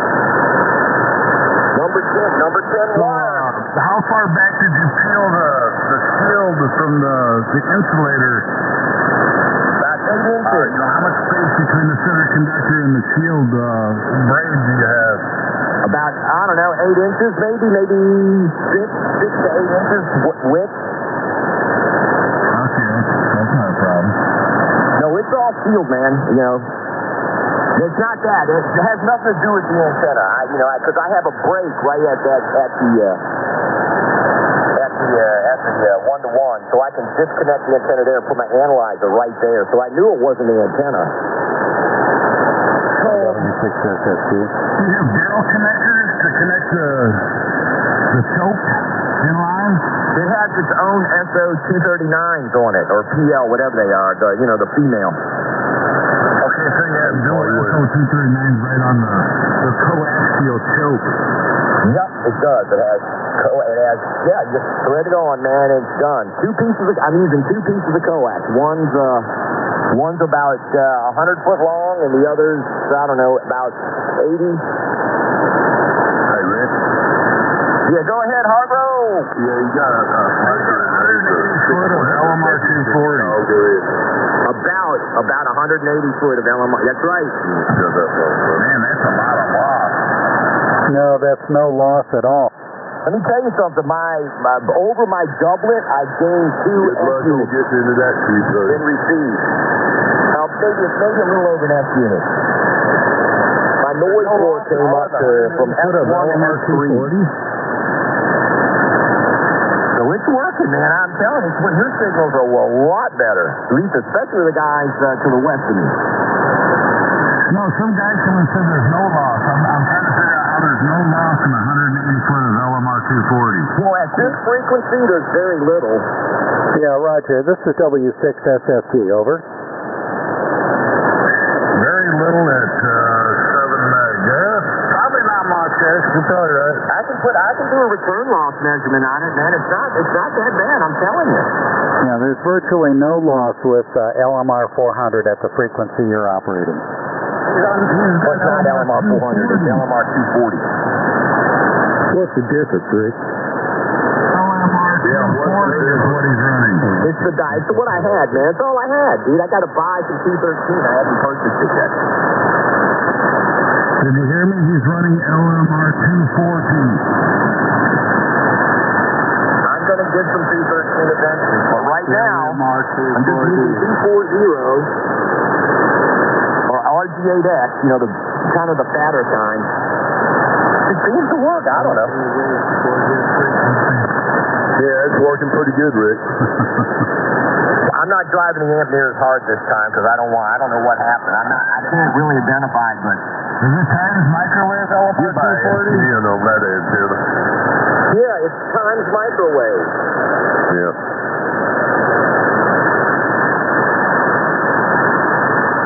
Yeah, Times Microwave. There's also a company in Maryland that I got this stuff from. Coax company in Maryland that makes the hell's the name of it?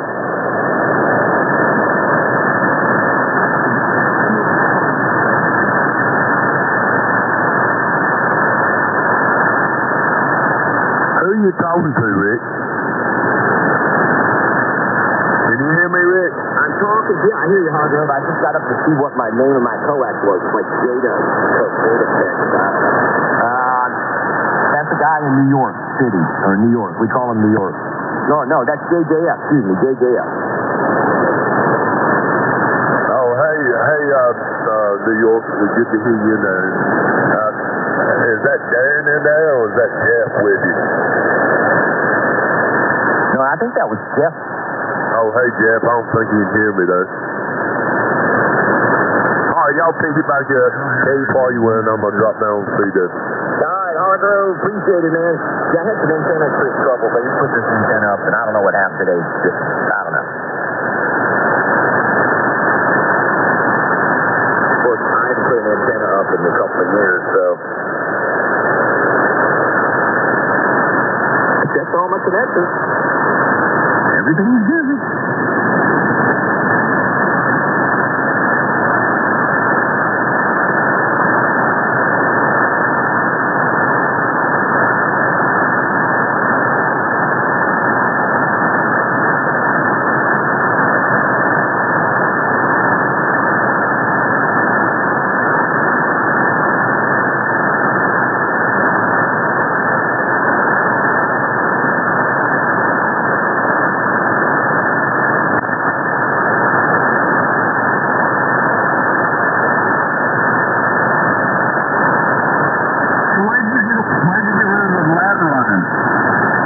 I still got that antenna. It's still up. It's, the ladder line feeds a doublet, 133-foot doublet.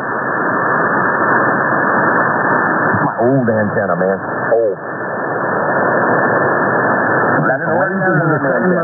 Stick that thing about 30 foot up. Let her out. And just let your tuner do the work. Does it play the same way your antenna is now? Nope. That's the whole point. I tried to optimize an antenna so I could talk with the guys out west. Well, I can see your point there, you know. It's a lot more intelligence when you point this way.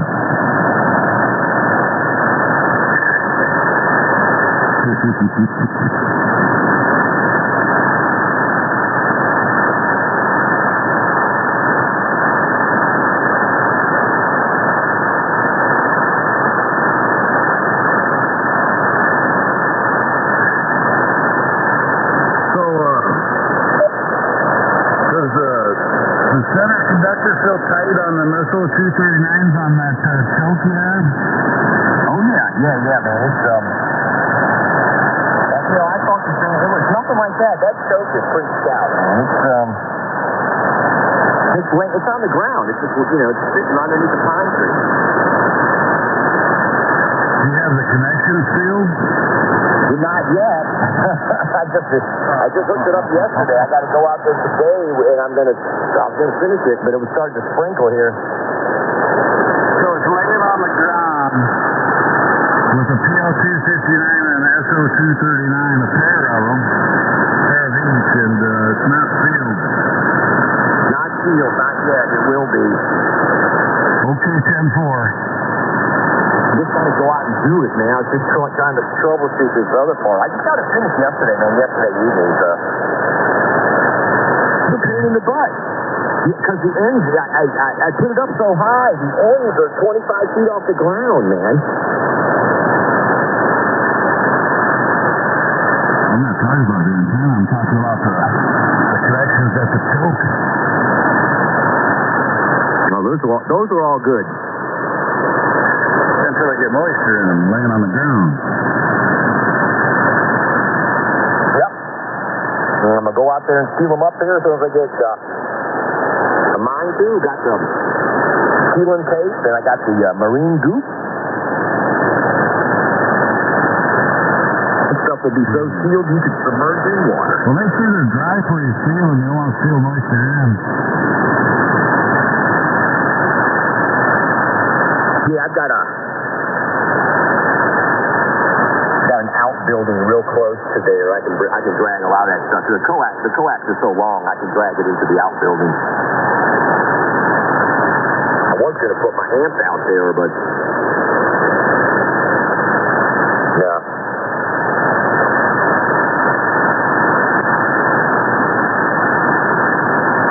We're going to sell it. You say you're going to sell your amp, Rick? Dilemma. No, I was going to put it out in my outbuilding, have a remote switch, and just have it close to the antenna. Oh, okay. Was it an tune amps? No, but I only talk on basically 2 frequencies. That's a shame. What kind of amp is it? Meritron. It's just an 82. Is it solid steel one? No, man, it's got 2 jugs. 2 big old glowing jugs. Oh, it's an AL-82. Yeah, AL-82. Does it have the 500? You put that out there. 500 very good tuner.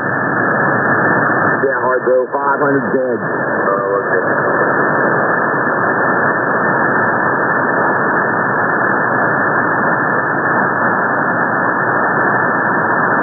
Man, my floor noise level's at a 0. Roger. My noise level with this antenna is up 2 F units.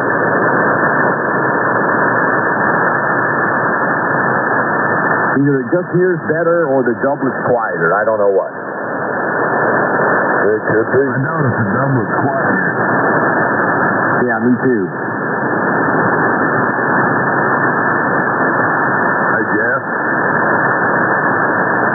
You think Jeff can hear me? I don't know if he got. Jeff, can you hear Hargrove? I guess he can. Maybe he doesn't like me. I don't hear Hardgrove. Oh, he doesn't hear me. Anyway, I hear him. Y'all carry on. I'm going to ride through the store. See you later, Jeff and Rick. Hey, for you. All right, see you later, Hargrove. Good Lord. 84 Whitetail. I'm running a 265-foot Dublin and about 65 foot. That's cool, man. Mine's 131 or 133 foot long with 82 feet of window line, 450 ohm. Got 600 ohms, and there's only about 70 feet. Well, what I did is I got lucky. I added about 5.5 feet of ladder line to the existing ladder line, and somehow it became pretty much resonant here on 7200. My SWR is about 1.2, 1.3 to 1. Base of the tower, and I got my ETEP auto sitting at the base of the tower right inside of the wall. And then I got the ETEP auto remote sitting here on the desk. Yeah, my HF auto's right here, but I got it disconnected. I'm not using it. I got it, the antenna screwed right in the back of the amp. I can do that on 75 meters. I can't do it here.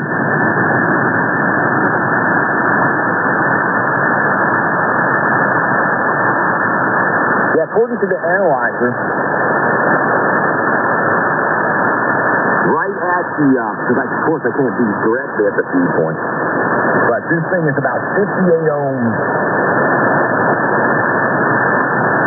Was not too shabby, man, for doing the math and throwing it up.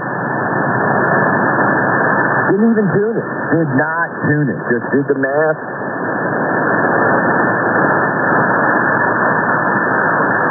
The perfect dipole isn't 50 ohms, you know that, right?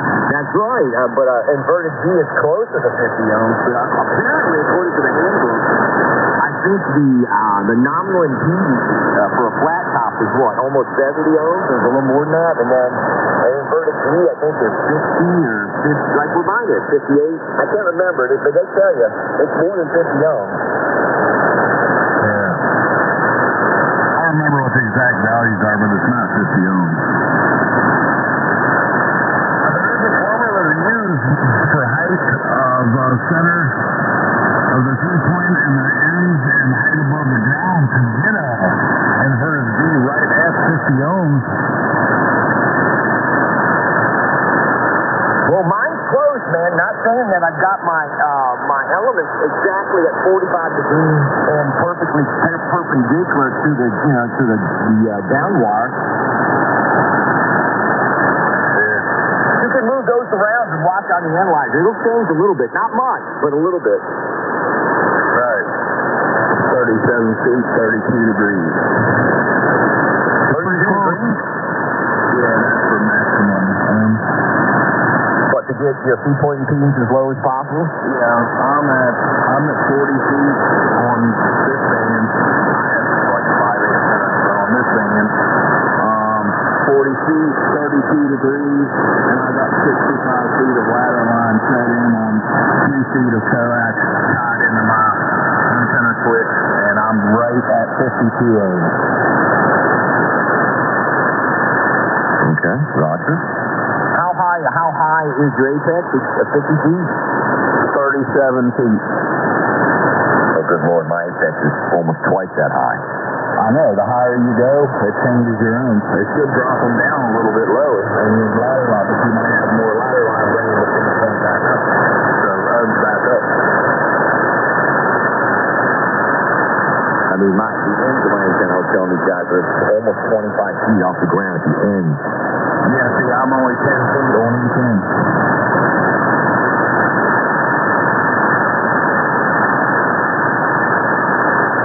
You mean I put it up too high? No! Well, you can. I mean, height on this frequency isn't always your friend. Depends on the distance you're trying to talk the most. Well, it's what the angle of radiation you're trying to produce out of an inverted beam, because this is DIS antenna when you invert. Now, when you say flat top horizontal, you'll get more DX out of it. See, I see it here. I'm reading in the handbook here at a half wavelength above ground.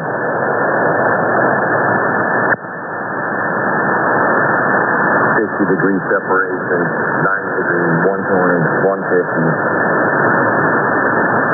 They show you all the different, yeah.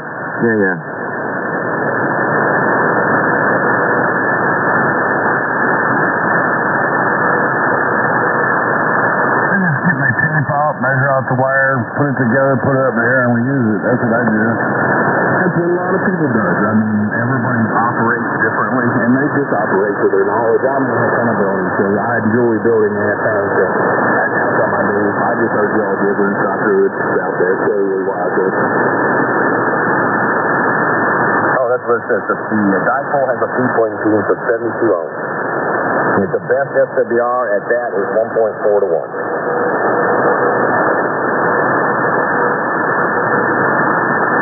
Do not put your apex angle below 60 degrees. Stranded, cut it in half. You made a center support piece out of a piece of plastic pipe, and made ladder line out of the rest of it, and put it up in the air, and then cut the ladder line off where I wanted it, and I didn't measure nothing. Damn, I'm going to have to lower this antenna, apparently, man. I put it up too high. I done screwed up the pattern.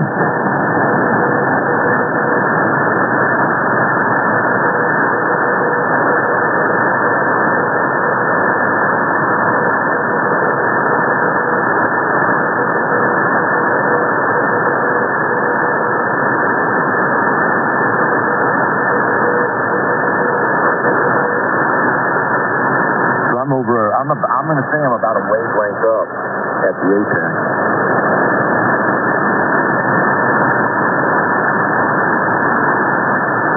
I don't think it's hurting you that much. You sound really good here. How many watts are you running? I don't know, about 1,000, about a gallon. Well, then you should sound good. I don't know. You'd have to come down to find that out there. Do you have a field strength meter to test, like, to break the pattern down? No, I don't have a field strength meter, no, sir. I just got an old Zoom antenna analyzer. Copy. And that's what I used to tune the thing, but I didn't tune it. Like I said, man, I just did the math and just tied it around the insulators and put it up. Yeah, that's 130 foot in the air. If you have your measurements right, it'll work. Oh, it works. I'm going to tell you what, that analyzer, because, you can actually do the depth there, and you can see it's within about, I'm going to say 30 kilohertz of this frequency is where the lowest SWR is. So I did something right. Did you sweep it? That's what I mean. I'm sweeping it. Did you sweep it at other frequencies? Is it resonant on 20? No, I haven't tried anything. I built it specifically for here. I got you. You should be resonant on 20, or at least 3. You should be under 3. You should be able to tune it with just the radio. Check it out whenever you get a chance. up and see what it does on 20 meters. And then if it's resonant on 22, then you got it perfect. Okay. All right. Let me put my amp in standby and go there with 100 watts real quick.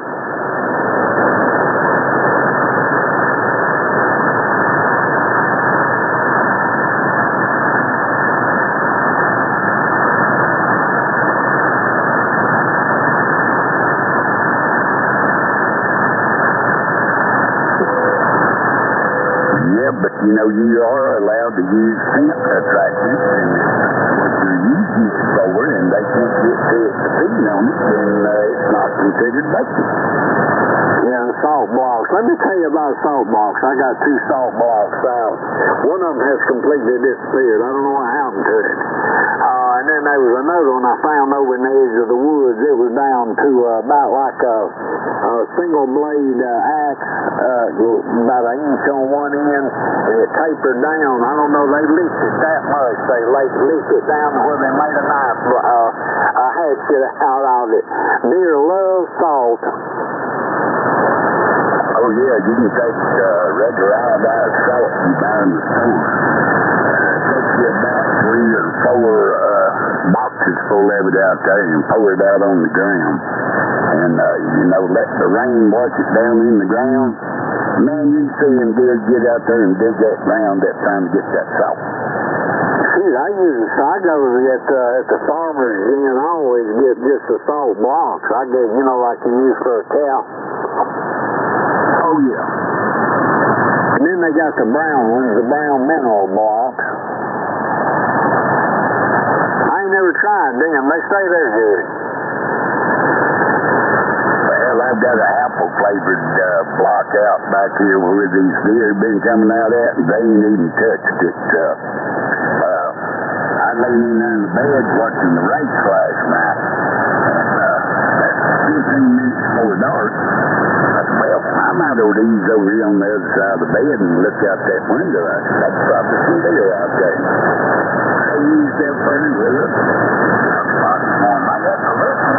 And I spotted 4 of them out there feeding on that corn and feeding on acorns right there. Yeah, they love it. That's what I mean now. That's a little social group. When you say that, see them in there like that, 4, 5, or 6 together, that's a little group. That's a little social group. One day, this last week, from about 7:30 to right at dark, there was a group of 6 out there. Yeah, that's a little social group. There's about 2 or 3 of them that come through here all the time. And sometimes they come in here and they together. They've been 2 groups of them in there where 10 or 15 deer, you know, at one time.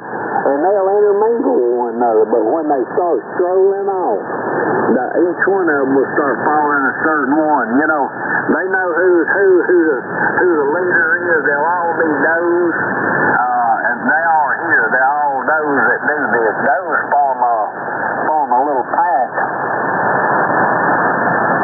Oh yeah, well, you know, that's too early in the year. But once that velvet comes off for them antlers, it's on, then it keeps on. Yeah, I got 3 boats that I have seen so far. 3 different boats.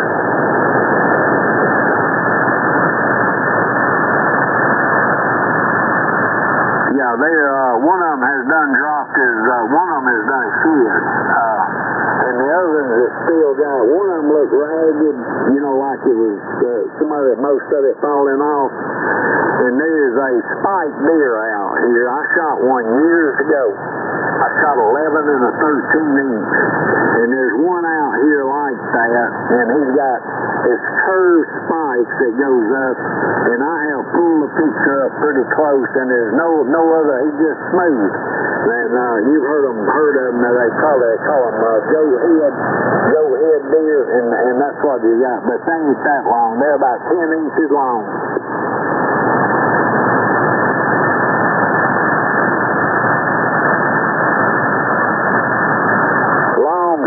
Usually a little spike deer, you know, they're about that like your finger. Oh, yeah. Well, speak mention of that, I killed a spike last year, dude, but his horns came out and turned and he stood up there about 10 minutes to stop. That's the way these are now. These ain't just straight. They kind of bow and go up. And they look good. They look pretty, but, you know, he's got nerve. He's got nothing with it. Hang a ring on. It's funny. There's a four-lag friend of mine over here, you know, the one I've been trying to build a fire in. General flag license and stuff. Just up there on his hunting club. And, you know, they didn't want me killing no bucks, you know, being a gas, they just want me to shoot those, but, me and him were over there and he had a little box line right on the side of the road. And across the road was a food plot. And they'd been seeing this spike who only had one vegetable orange sticking up. And it was a big old curved orange. So he called him one horn and he said, "Now if you get a chance on him," said, "I'm going to let you take him." And I was sitting in the box line, he was sitting in the chair beside the box line, and that thing come out of the back of that food plot and come up there within 75 yards of me, or about 75 yards away. And he turned, and he started toward the wood, and he stopped. And he got to where I could get off the shot on him. And my friend was saying, "Well, you know, but he started to ask me the third time, about that time I went, boom. He looked at me and said, "Who'd that deer go?" I wasn't laughing at the clock. I said, "You'll get up." And walked down there far enough you can see over the edge of that bank right under. I said, "That deer's laying there." And I'd shot him with a 270, and he got up and walked down there where he could see, turned around, looked back up there at me just as bewildered, and he said, "Told that son up." And I said, "I told you he hit the ground as soon as that bullet hit." I had one do that one time. I sure did. I thought I missed him, and Warren told me. He said he was 250 yards. I said, "How far do you think it is from here to that little ridge right there?" He said 200, 250, maybe 3. I said, "No, I think it's about 300. So anyway, I did. I got the bullet right under his backbone above his shoulders, and that deer dropped so fast that when the gun recoiled and I seen 2 deer run off, I was only watching him, and I seen 2 deer run off. And I thought to myself, well, I just flat missed him. I shot him with a 168 grain motail now, a Hornady motail. And you know, it's pretty big bullet. And anyway, we went up there, and there he was. He was laying there with a you could see the hump in his backbone where it blew it up, pushed it up. And I thought, well, that's the reason. I said, he dropped so fast. And I didn't see these other 2 deer. I would have drove off and left him, you know. It's a long way. It's in a power line clearing, what it was. Me and my brother were hunting down at Waynesboro, Georgia one year. We got drawed on the quota hunt down there, and it was quality buck or antler. So, you know, you couldn't take but one buck on it, and it had to have a minimum of 4 points on one side of his rack or a 15 inch inside the spread. So, my brother, he's sitting there, he's up and under some kind of tree there. It's got that Spanish moss hanging out of it. And he's sitting there smoking a cigarette. And he looked up and hit on the deer right straight at him. He sat on the deer he saw. And he shot it. When that thing went off, he said, "I've seen white butts going everywhere." He said there was about 7 of them. Let me ask you something else. I hate to admit this, but Peter, you listening? He may be busy right now. Let me tell you what I've done one time. I've done this more than once. I went and I got up in my stand early, you know, and you go to sleep, and have you ever went to sleep and then you wake up and hell, there's a dozen deer around you? Oh, yeah. Well, I was down here in Gordon County one year, and we was hunting some pasture land. The guy was letting us hunt, was hunting the edges of it, and I was sitting there backed up against the big old pine tree, and I kind of nodded off just a little bit, and oh my! I looked up about 10 foot from me stood two goats. Didn't see them, because they wouldn't leave the tracks.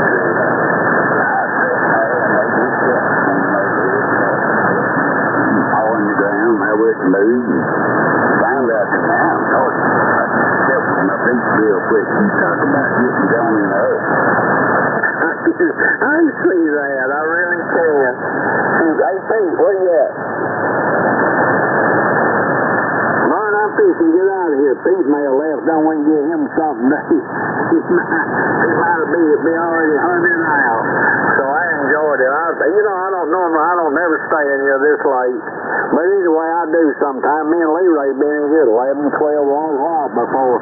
But anyway, I'll catch you a little bit later. But I enjoyed it. California, ZW. I'll catch you later. I'm more I guess through the dial and run down around 7150 and see if Billy is on there and see if I can get Flick and Warren and guys down in there. But anyway, it's been a pleasure, Jerry, as always. We'll catch you later. CW4BL.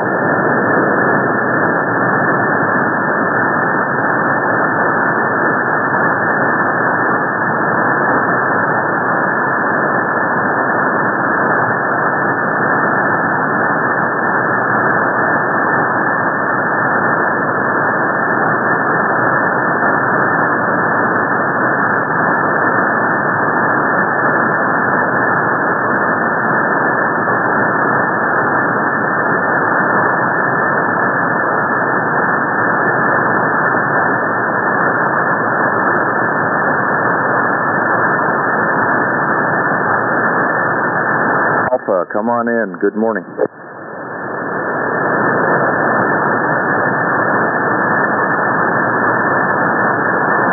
Not hearing Echo Papa Alpha, KC8 EPA, are you still there?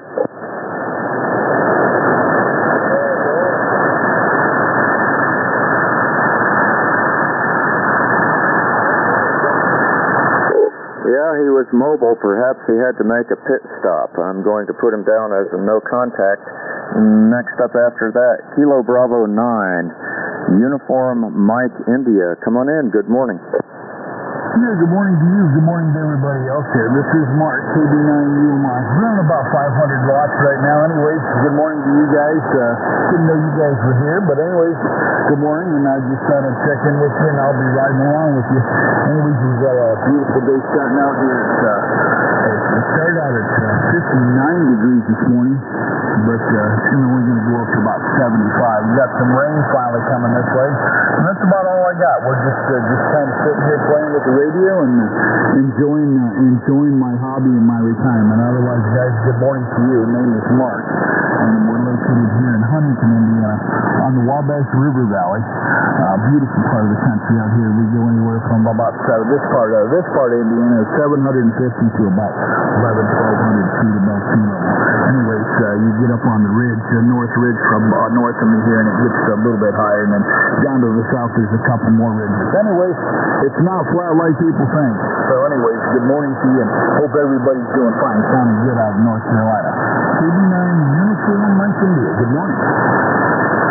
Oh, good morning, Mark. KB9 UMI WHLWX and the 2. You sound fabulous with your 500 watts and about 5 over F9 at this end. Beautiful signal, good audio, and I can well imagine just how beautiful Huntington, Indiana is, and especially as we get into fall, that's going to be even better. So thank you for stopping by. Right along with us, we'll clear with KB9 UMI. Go next to the stage of Avon, Indiana. One of 2. WB9 FHK Charlie. Good morning. Good morning, John.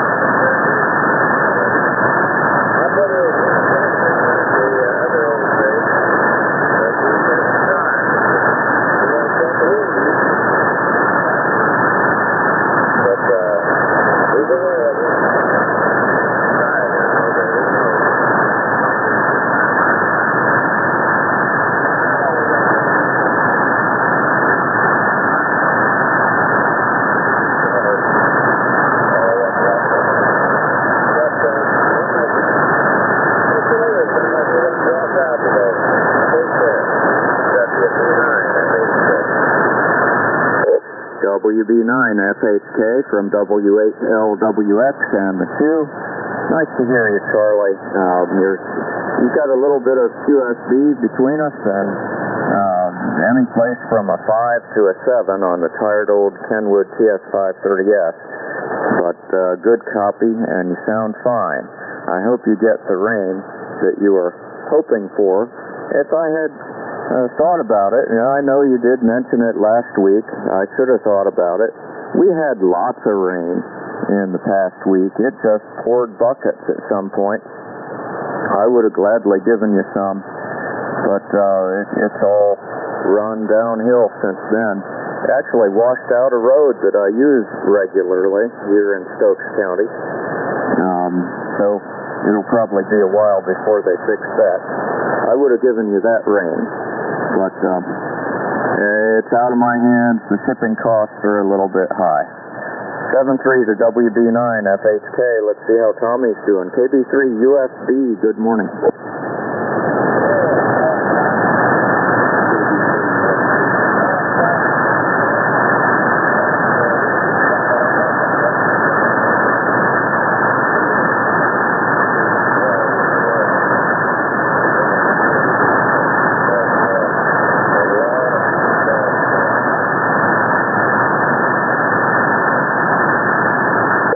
A big estate sale because of what?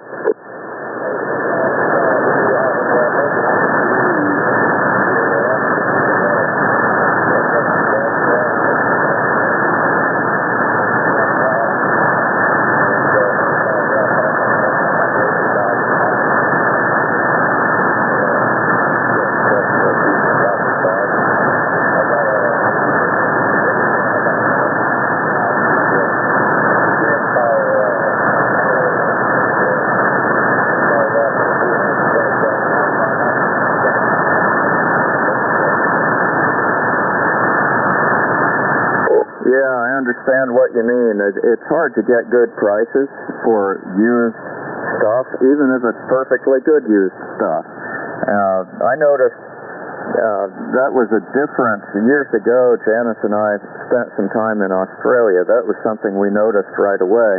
You go to a yard sale in Australia, and you're looking to buy something that you could buy new for, say, $500. They're going to be asking $450 for it and getting it. That just doesn't happen in the United States. In the U.S., if it's used, somehow it's dirty, and you're lucky if you get $50. Over.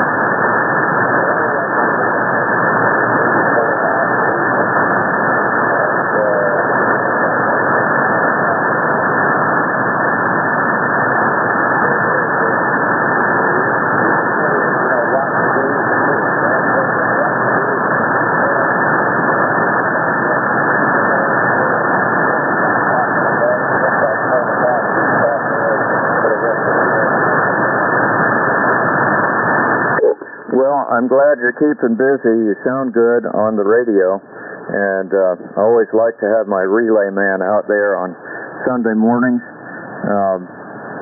Propagation seems basically okay. You're about an S7, Tommy. So I hope the rest of your week goes well. We'll look for you down here next week, I guess. Over.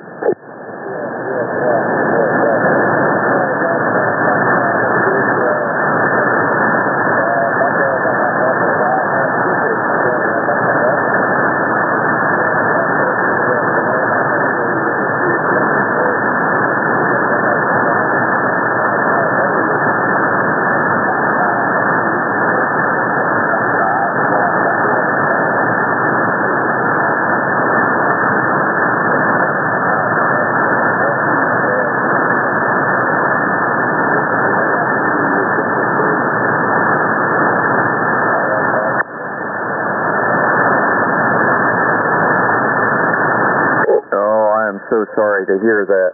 I've had one hernia repair, and every time I try to lift something, I know it's still there. I know something is going on, but man, to have to go through that again, I really feel for you. That was one of the worst things ever happened to me. Over.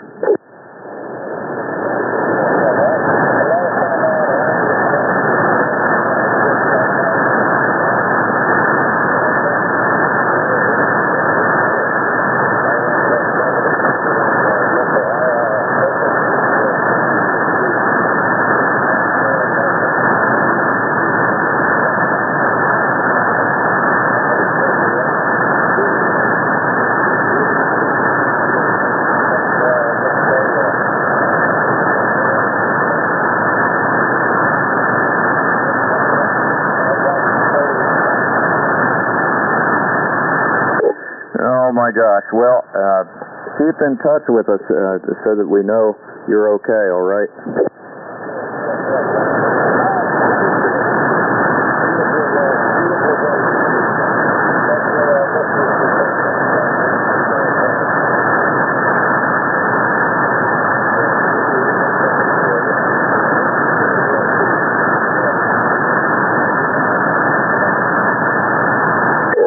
Tommy, KB3 UFB W8LWX and the 2. Appreciate you stopping by, and good luck with all that you got going on. Let's see, next up, KB4 IRB Mike. I hope you're still there. Come on in.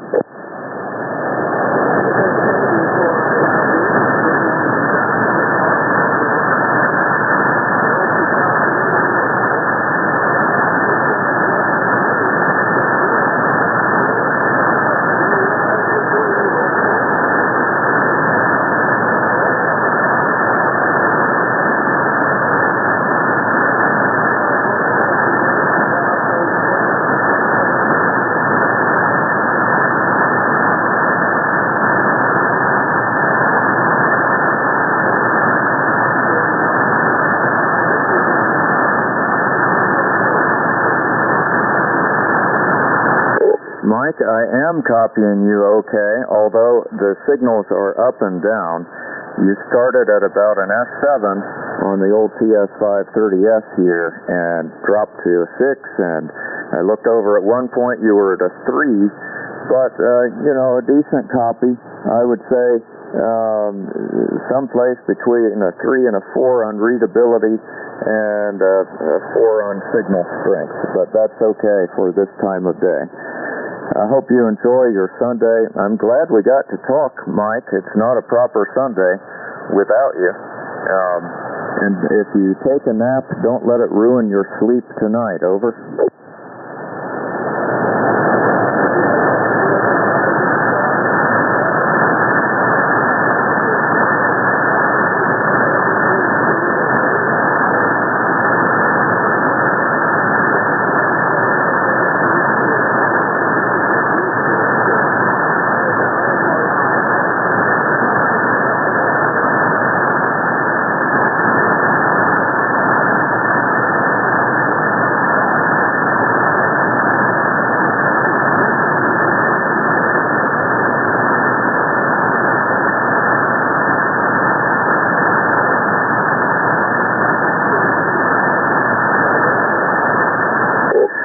I think about that many, many times, Mike. I really would like to get up there. Someday it'll happen.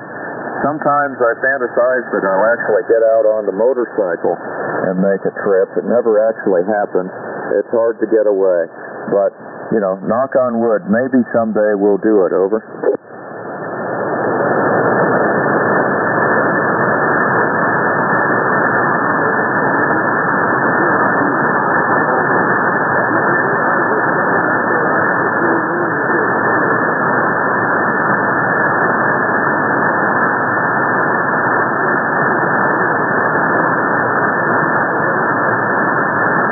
Yeah, that is true. That's true.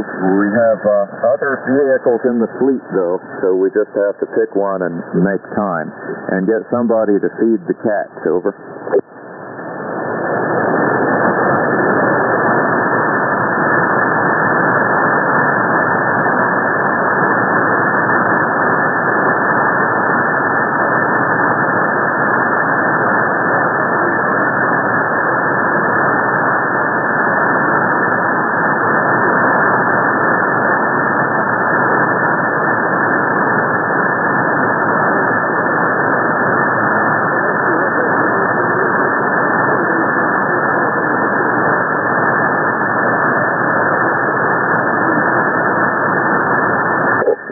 you, Mike. All the best to you, and we'll look for you next week. Clear with KD4 IRB. Mike, that's, let's see, that was the end of my list of mobile, portable, QRP, short time, etc. But before I put out a general call, let me make one more try for KC8EPA, who is mobile and didn't respond before. Kilo Charlie 8, Echo Papa Alpha, are you out there?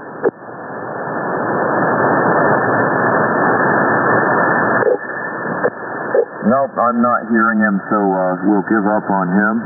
Sorry about that. That's the bottom of my current list. And time to put out a general call. That means anyone, anywhere, with a proper class of license. This is the 7272 RAG2 Net, and W8LWX Net Control would love to check you in. Be you man, woman, child, or other, come now with suffix only. Oscar Bravo. DOC, if you didn't hear me. MJJ. I heard DOT, SOB, SAC, 3 Oscar, and MJJ. Anyone else for the 2? 418 Tango Oscar.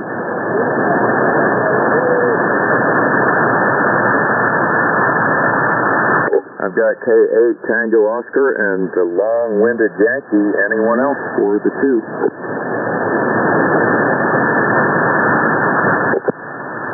Nothing heard. Any relays? Nothing heard. I'll draw the line and we'll take that list. Top of the list is my friend and neighbor in Winston-Salem, KK9DOG. Gary, good morning. Oh, good morning, John. I tell you, I came in there with another big station, and I got in there, and I tell you what, the band is really in good shape this morning, John, and I hope you and Janice are doing well. Madam, she's gone off to Dakota, North Carolina, with daughter, granddaughter, great-granddaughter. Anyway, I think they're having a good time. You'll be back this afternoon, so that left me with, doing some housework here. John, just wondering, I've had a 2-meter antenna up in a dogwood, and it's really been limby and leafy. As they told me on the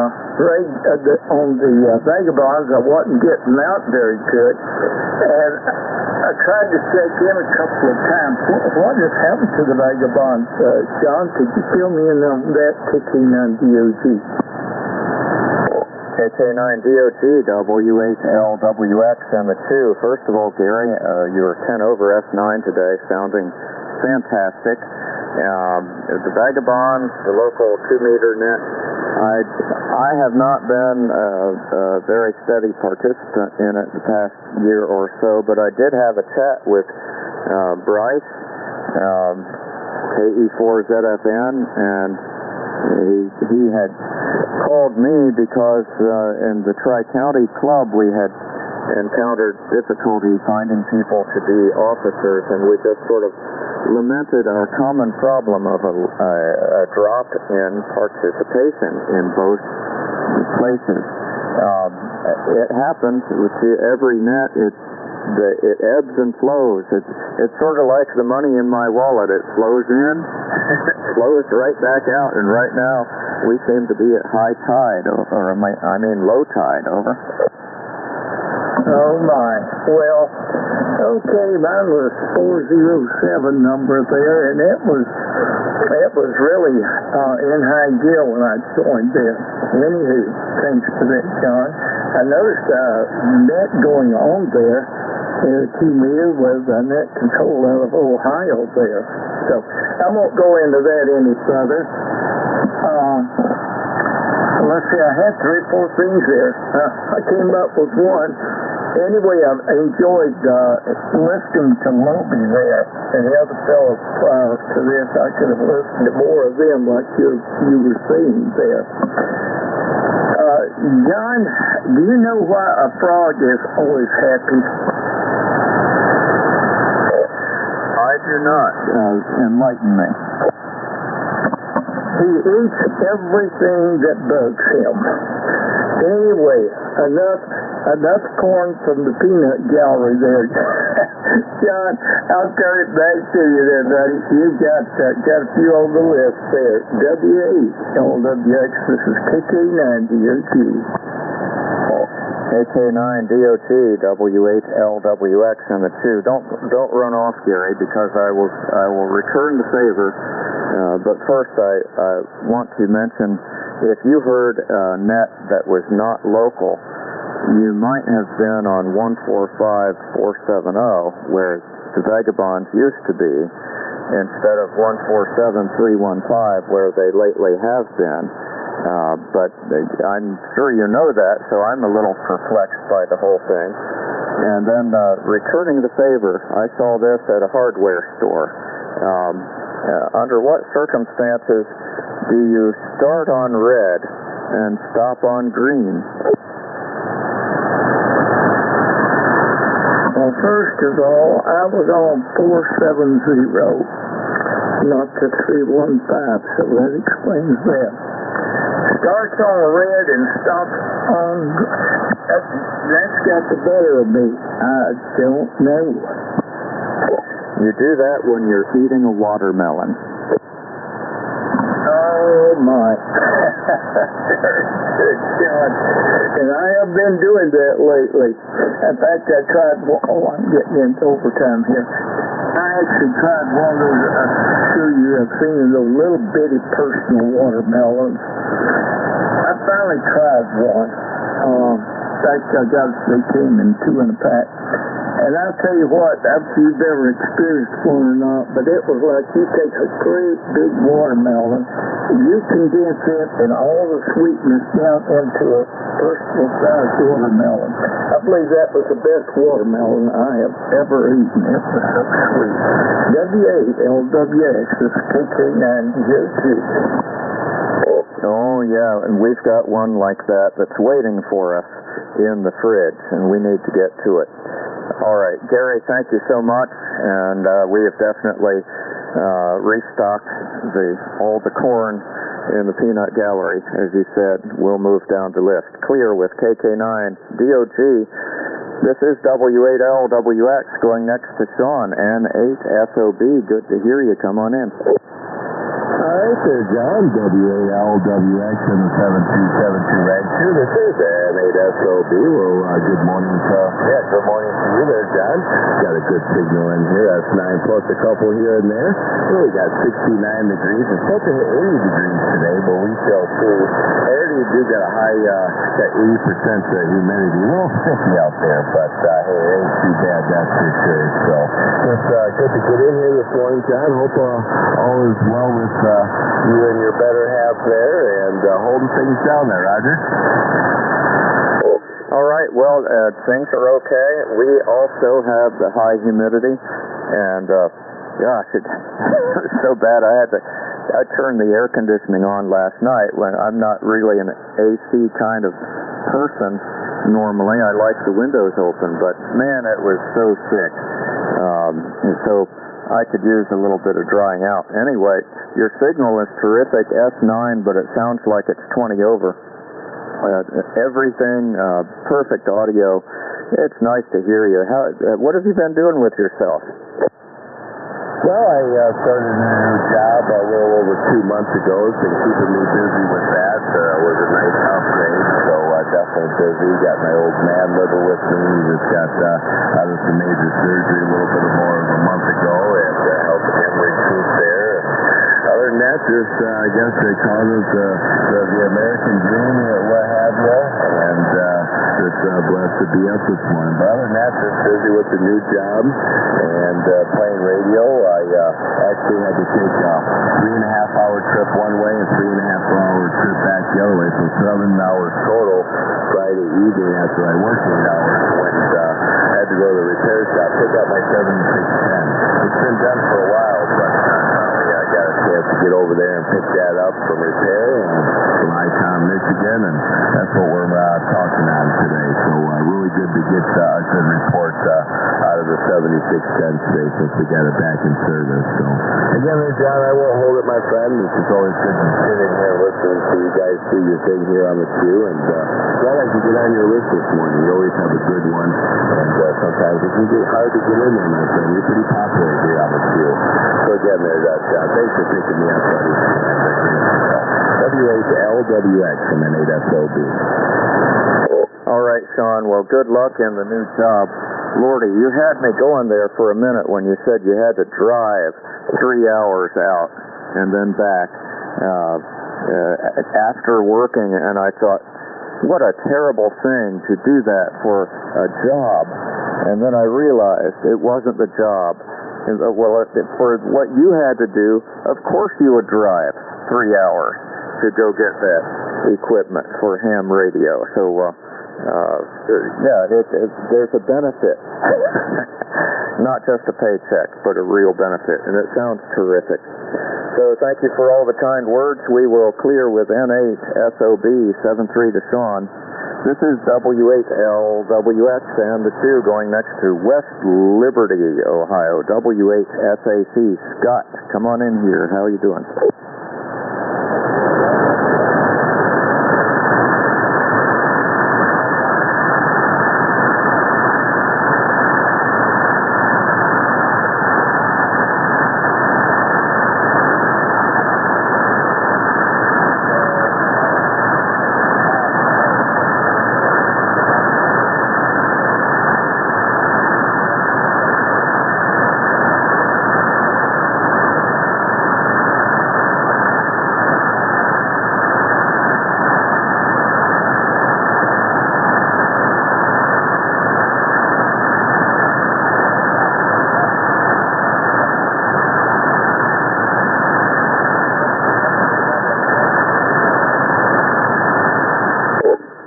Scott, nice to have you on the list today, and I'm glad the weather has stayed warm for you. I know it's dry. You've pretty much done the whole West Liberty Labor Day thing. That's in the rear view mirror by now, but I was just thinking, don't they have like a big balloon festival or something in Marysville around this time of year? Do I have it right?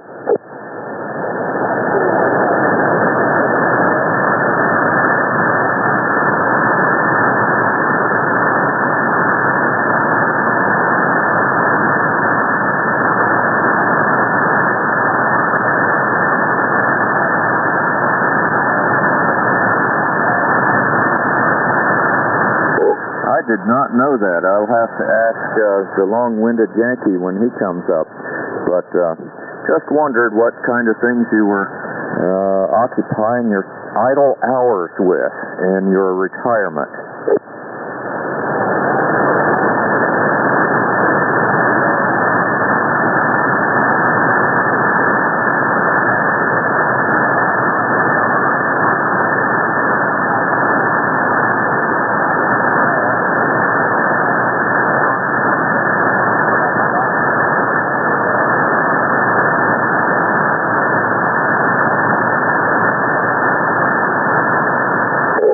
Well, I'm glad you went.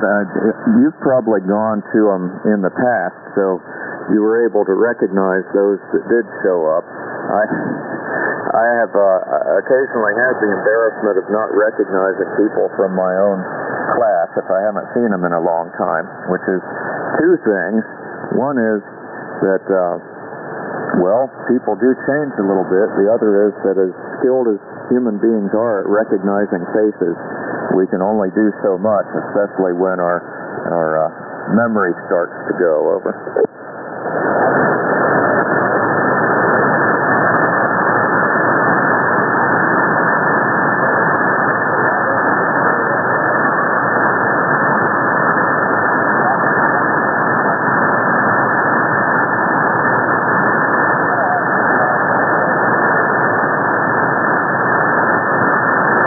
Now, you went to Ben Logan. How many were in your class?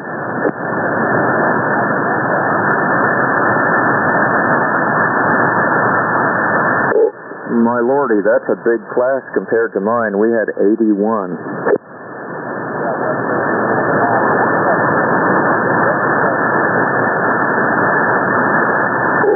think I ever appreciated the size.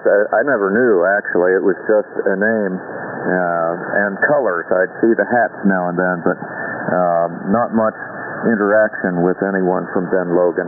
We had, I grew up practically inside Urbana. If I'd lived across the road, I would have gone to Urbana High School.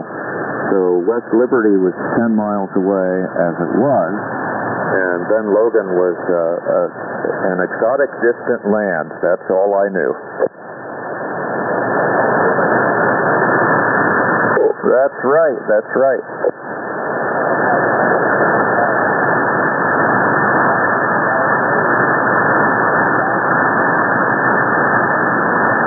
That's right, but I had a bowling alley right down the street. That was handy, and a Dairy Queen not far from that, so it was a good place to grow up.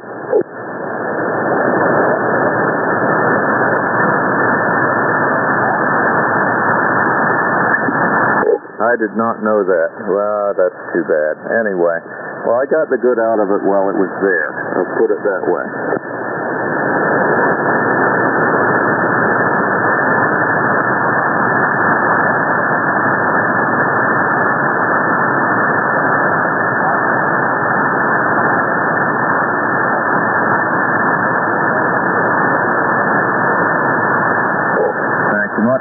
It's always good to chat with you. W8SAC, W8LWX, and the 2. By the way, Scott, despite the very best effort, we were determined to check in last Thursday night, right after we ate our pizza at our Thursday night pizza. We put a movie in, and at about 10 o'clock, Dennis looks at me and says, "We forgot the net again." We'll keep trying. Let's see, moving on, we do have 4 more on the list. I have 3 Oscar, which I think is Doug in Florida. We'll find out if that's the right 3 Oscar. W4MJJ, K8 Tango Oscar, Jack, and the long-winded Yankee, so we'll run them. 3 Oscar, come on in, fill it out. Alrighty, that's Whiskey Oscar, 3 Oscar. And I'm currently in Templeton, Pennsylvania, at campground where the guests are at. Picked up this thing along for the city. Just went on the ride yesterday on the June 6th. Train tunnel and that's pretty cool. And then we saw eagles fly right over the bridge here. That was a nice ride. Oh, that sounds really nice. This was a train ride? No, it was side by side. We had 7 side by side, and probably about 15 people. And went out riding through. Okay, well, that's really nice. The Eagle, especially, and the I think you mentioned a very old, pretty old bridge. Are you a photographer? Do you snap photos of this stuff, or you just have to remember it in your head?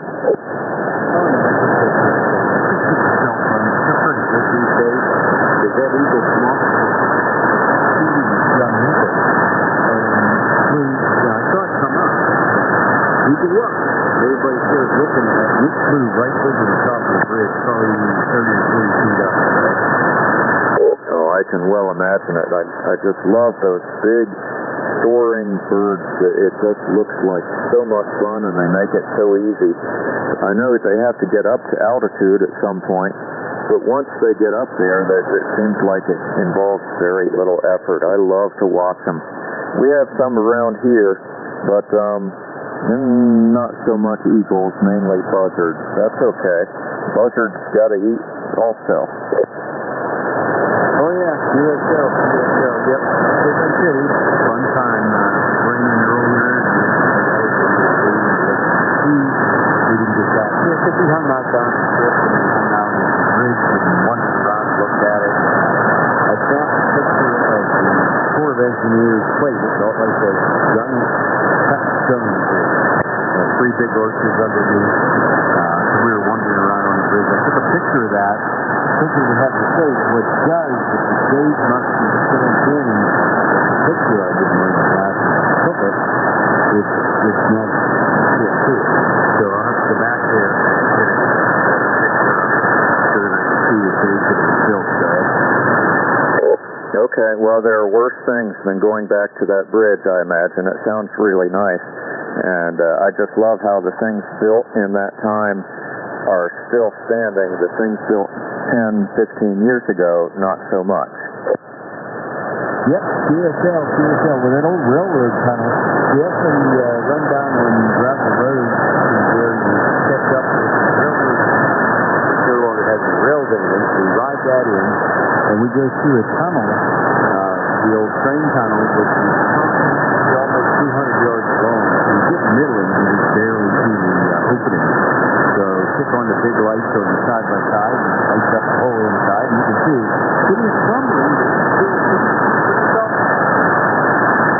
That sounds like so much fun. That's just, you know, when you're a kid, you loved the idea of going into those tunnels and exploring them. And I'm glad that they're still around because that kid in us never really goes away. Yes, QSL. There's a train across it that goes over the board also. And probably 5 to 10 years ago, it was pretty safe to ride over. So now, that's still good. But, I mean, the timbers are falling and everything else. You have to be nuts to go across that bridge. Well, I guess, yeah, okay. I think I would give it a go. Yes, QSL.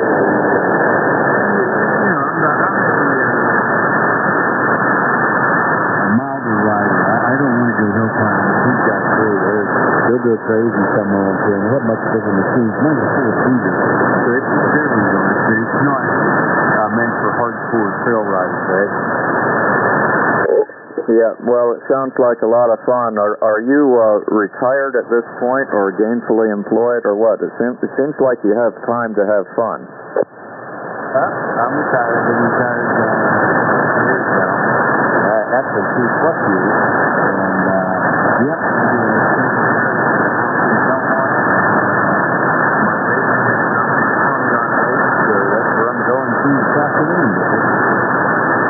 All right. Well, it sounds great, and enjoy all that life has to offer. I'm glad you had time to check in with us on the 2 here. I'll send it back to you one more time. WO30, WHLWX, and the 2. All right, John, listen to this too. You have a good one. $73. 7-3, we'll move down the list and see how Jim's doing in Salisbury. W4 MJJ. Jim, good morning. WALWX, W4 MJJ, Jim here in Salisbury. I got 82.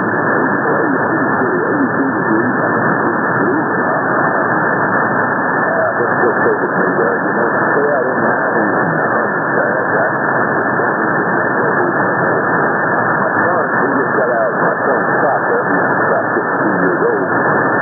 Got out of the hospital, and I'll tell you this here, I'm going to hide it here on this.